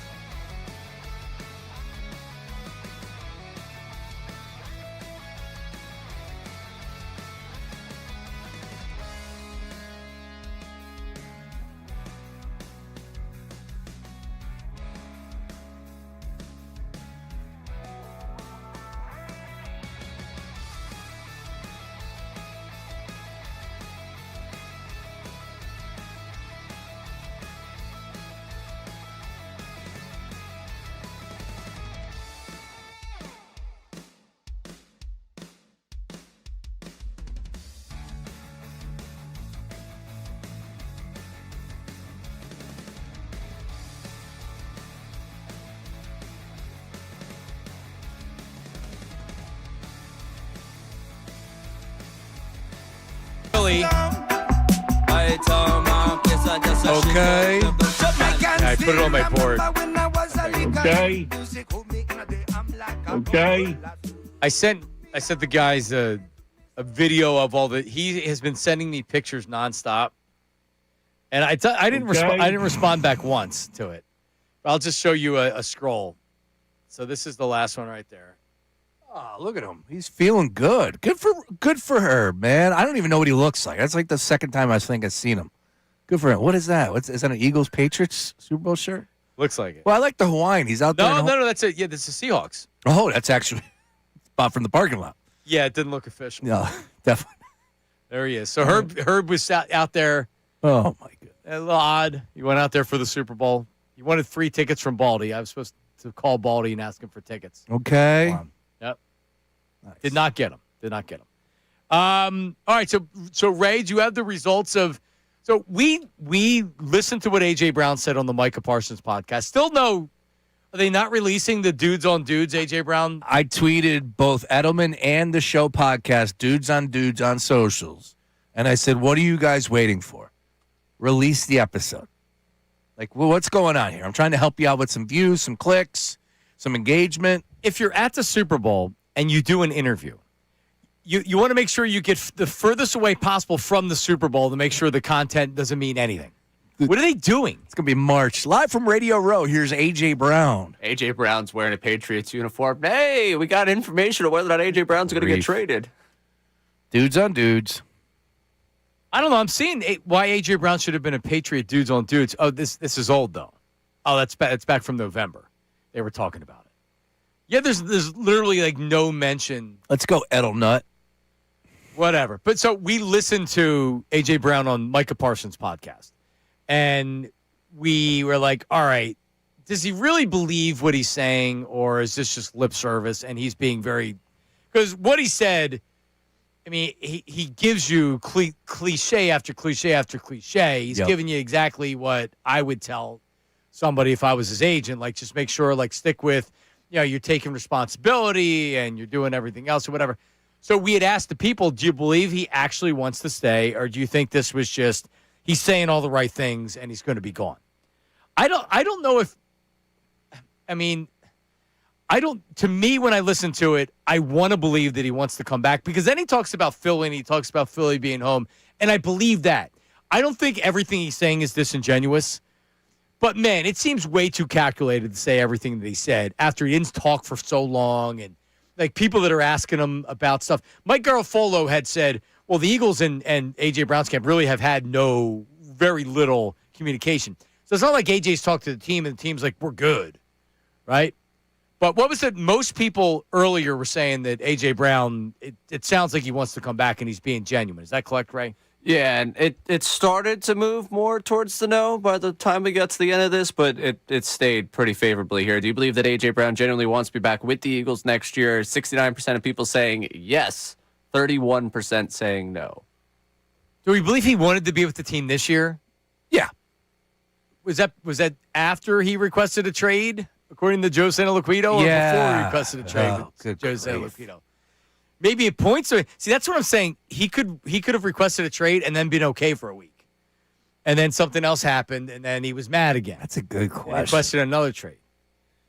Yeah, it would have been nice to hear AJ speak following the season, right? So he can open up and give us exactly his thoughts. And now he does it with Micah Parsons, and it's in a different world. It's post-season. Like, he should have spoke after that 49ers game. Step up to the mic, or the following day when you're cleaning out and handle business, and he chose not to. Thought that was weak then, and I think it's even weaker now. And that's what he does. He's done it multiple times this year. And then there'll be a rap verse that's on his Instagram or something. Look, man, it's part of the gig. gig. Everything's fine. It's part of the job. I don't take offense to it, but then you can't say, like, well, you guys are putting words in my mouth. No, well, we're trying to just figure this whole situation out. You're kind of a big piece of the puzzle. Right. Step up to the mic. All right, let's get to the YouTube chat recap, right? It's time for the YouTube chat recap. How about filling us in? Let me tell you something else, man. Watch us live on YouTube every single weekday. I can't lie. Let me tell you something. It's the Middays with Marks YouTube chat recap. Hit it. Don't let Ray fool you. He pulls more wool than a Hanes factory. MBD from the YouTube chat. That true, Ray? I don't know what everybody's thinking I got up to this weekend in AC. Very, very innocent, wholesome fun. I don't know why people would have I saw a video at midnight on Saturday from, I believe, Connor's phone. And what was going on? Yeah, I was, They were wilding. I can't just enjoy a night out without someone recording me from behind. The boys were out. Ow! Connor was recording you from behind? Yep, No, and released it? There was a little fist pumping. I was enjoying it. We got up in that little section. Packed house. I know. I was like, look at the boys all the way up in a section. Well, I got a text. I was like, we've got a little bit of a section going on here at Oceans. You want to come over? And I Who was else was with you? Some friends that I'm from, Oh. I had a couple of friend groups just happen to be down in AC. Rolling deep. Was Ray dressed like he was clubbing? No, not at all. That's the name of a podcast, Rolling Deep with Ray Dunn. Ooh. There you go. And put a pin in that. Pucked up with Ray, Pucked talking up. hockey, and then rolling deep with Ray. It's great. All right, what's next? John, you are correct. It is not a good picture. However, the lame shirt you are wearing isn't helping at all either. Jim from Souderton. I'm sorry, what did he say again? He didn't like the shirt. Oh. Called the shirt lame. Yeah. Well, what is the shirt? I don't remember what the shirt is. It just a plain T-shirt or a long sleeve shirt? No, man, it's a good picture. Well, we were able to pull back the hair pics. It's a good picture. That was long hair. And it's not Fabio, it's Furio. Furio. We got a lot of text on that. Yes. I got to have I good blanked. soprano knowledge. Yep. He's critiquing my shirt and not the hair. I mean, that you gotta realize it's 30 years ago. I agree the shirt is stupid. Jeez, 30 years. Yeah. Yeah, it's over 30 years. Oof. All right, what's next? Brace looks like a middle-aged Caillou. Tommy John from the YouTube You know chat. what Caillou is? I don't know what a Caillou is. So Caillou is, he kind of looks like our friend Jamie Lynch, Caillou. At one point, it was... This is a person? It's a kids show, but because parents watch the show, they hate Caillou.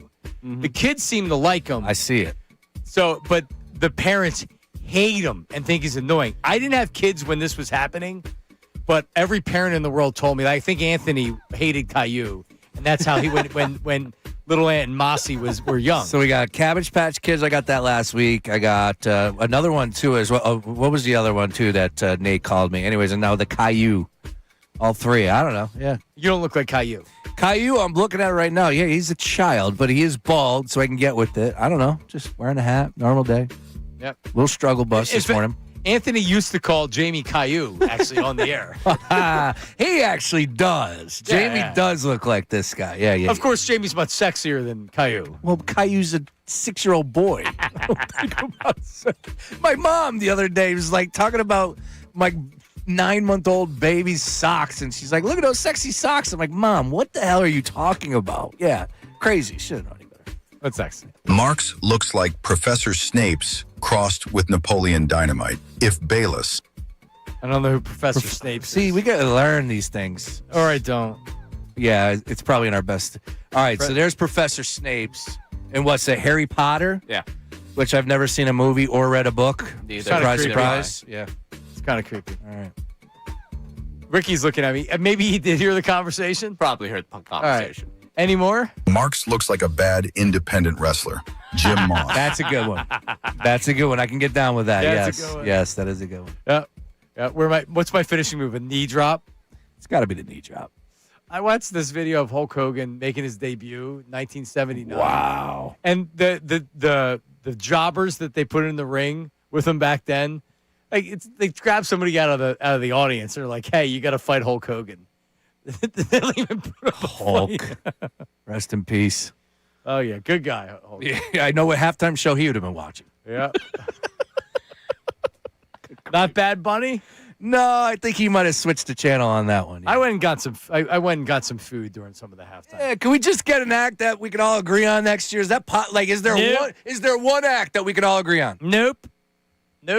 Coming up next, Unfiltered. Ricky Batalico, Bill Calarulo.